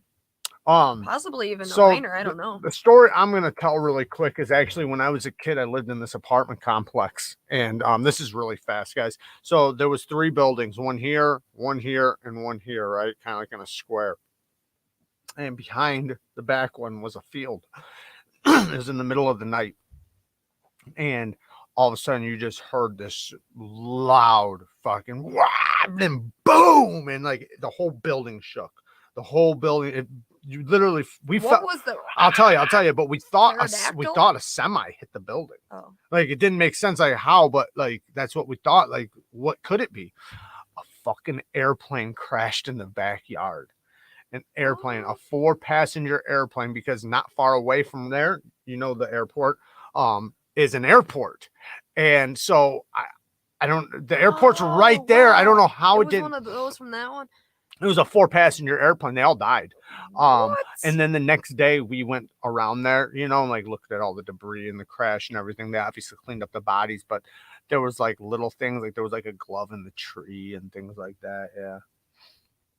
That reminds me of that episode where Breaking Bad, there's like the one season of Breaking Bad where the whole time at the beginning of each episode, you keep seeing a swimming pool with like a glove in it, or like, no, like parts of a teddy bear. Mhm. And for the whole fucking season, you don't know what those scenes have to do with anything. Yeah. Until you hit the end of the season and you realize it's a plane crash. Sorry if I just spoiled the shit out of that for someone who hasn't seen it, but it's not even that much of a spoil, but it just was, it reminded me of that because that's how it was. It crashed over a residential area. Yeah. And there was just like all these like pieces of like children's toys, like in Yeah. That's the thing, was that all the stuff like from the plane was in the trees. Like where it crashed was before, so it looked like a crash, and like the stuff just like got sprayed into the trees or something. Bree says, "Oh Lord, Jesus, there's a fire." Go ahead. I like small planes. That's all I was saying. You know, yeah, the teddy bear shot is so disturbing. It is. They keep showing it, and it's like a pink teddy bear missing the eye. And then I'm not going to spoil this part. I know it's an old show, but like, then you find out where the teddy bear came from and like how like the plane crashed and everything. It's really fucked up, but it's good. Yeah, we had the same thing actually. Cue ball, same exact thing in the same building. We had the tornado came and technically I guess didn't like it hit us, but it like you know how tornadoes can jump, so like it hit us and jumped. So like we caught it on the jump, but then years later, I lived in a house down the street from an apartment building, and this is a crazy story. So my buddy was spending the night at my house. I had my two best friends at the time spending the night at my house.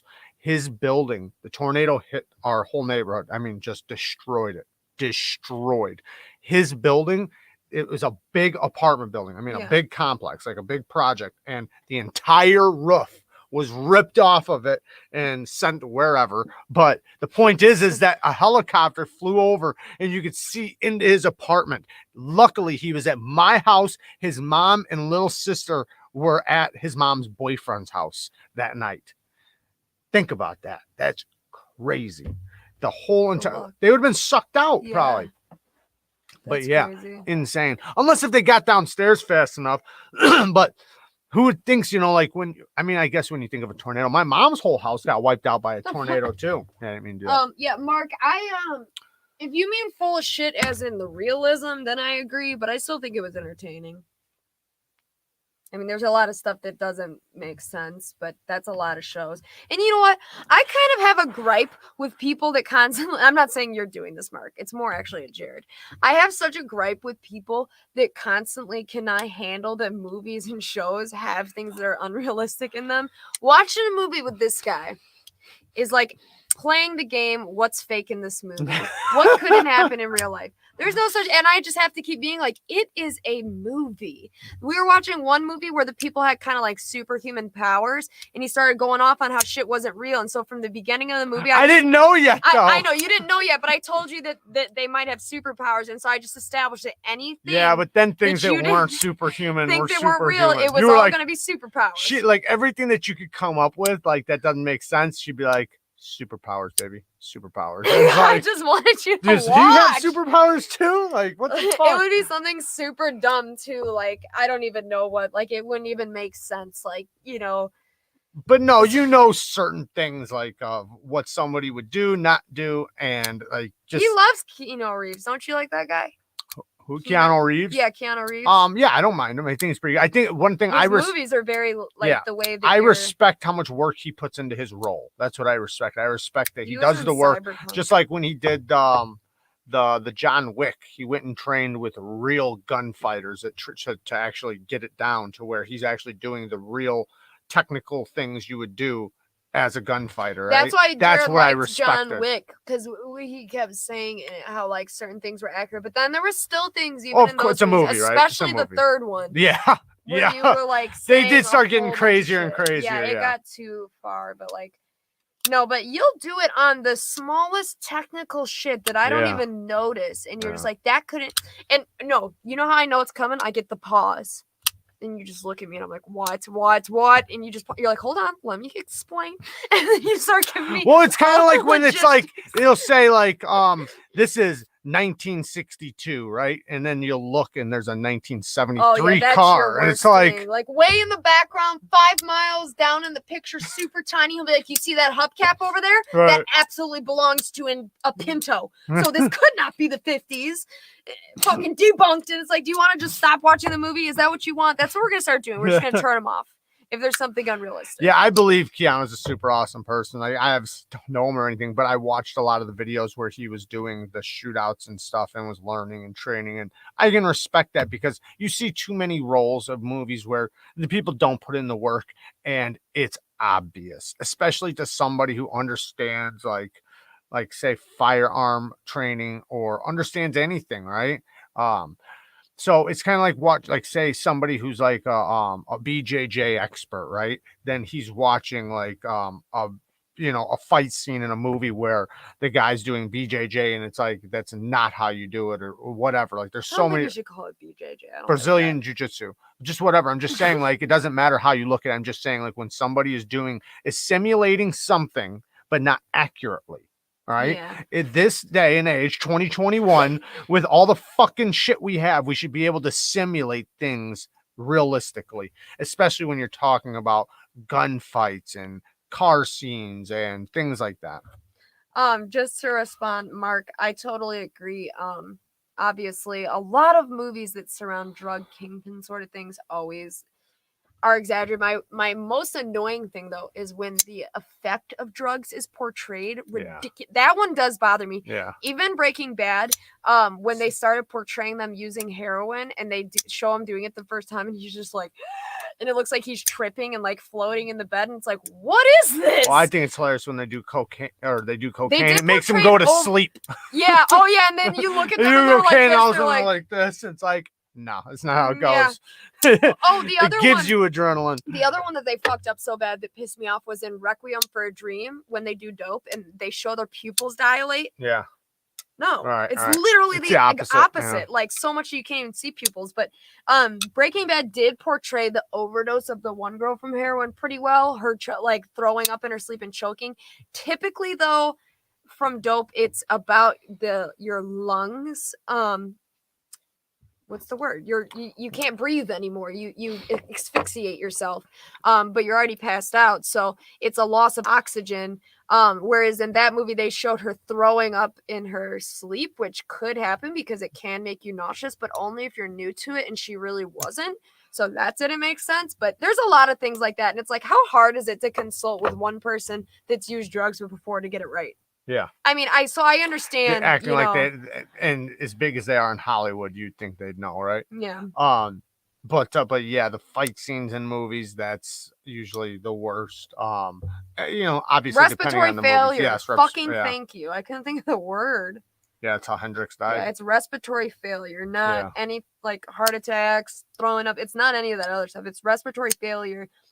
The only way throwing up could be the cause of death is if it was somebody so new that it made them that nauseous. But I think that's usually alcohol. The respiratory failure would kill you before you'd even get nauseous enough to throw up. So I don't really think that would happen from heroin. But stop breathing. Heart rate goes down too, so you stop breathing. But with alcohol, that's the one way, like with vomiting, because you're like you pass out. Your stomach is trying to get it out. Right, you pass out and then you throw up and then you try to breathe and you inhale the vomit. But yeah, guys, this was a fun one. Did I have anything else I wanted to talk about? I was going to talk a little bit about 154 CM, but we won't do that today. And urban EDC supply. I guess I'll save that for the next time. Yeah, they can choke on vomit. Exactly. All right, guys. 86 people in here. I love you guys for staying. Thank you guys for all the donation. What? Sorry, somebody said the best action movie ever was Birdcage, and I'm wondering what that is. Birdcage. Yeah, let's check it out after this. Birdcage. I think I've heard of it. Well, we're going to test that. We're going to see if that really is true. What year is it? It's 2021, baby. No, the movie. You know what I meant. I hate when they fuck up the portrayal of the the physical effects of meth or heroin. Richie and I both get annoyed. Right, yeah. Right. And it's kind of like they flip them, right? They cocaine. Flip them. Yeah, right. Or they hallucinate from everything. Yeah, it's so weird. Every time there's a weed scene in a movie, they full on trip. Yeah, full on trip. It's hilarious. It's so funny. Even with heroin, they'll trip sometimes. I'm like, what the fuck is that? Mm-hmm. I understand cinematography and trying to be symbolic, and I do think in Breaking Bad when he first does dope, that's kind of what they're doing because he kind of lays back in the bed, and they do portray him getting sleepy, but they kind of just like portray him like happily floating there. So honestly, if you're looking at it as an abstract form of cinematography, then I do think they actually did a good job, more than I've seen from other shows before with it. So yeah, but. Anyway. All right, guys. Have a great night. We love you guys. Thank you for all the donations. Don't forget to like and subscribe. Check out our rotation. I know they did. They did. You guys did, and I appreciate that. I was watching you guys talk about it, and I was watching Russ and Breeze put that work in. I appreciate you guys. Love you guys. Peace. Bye.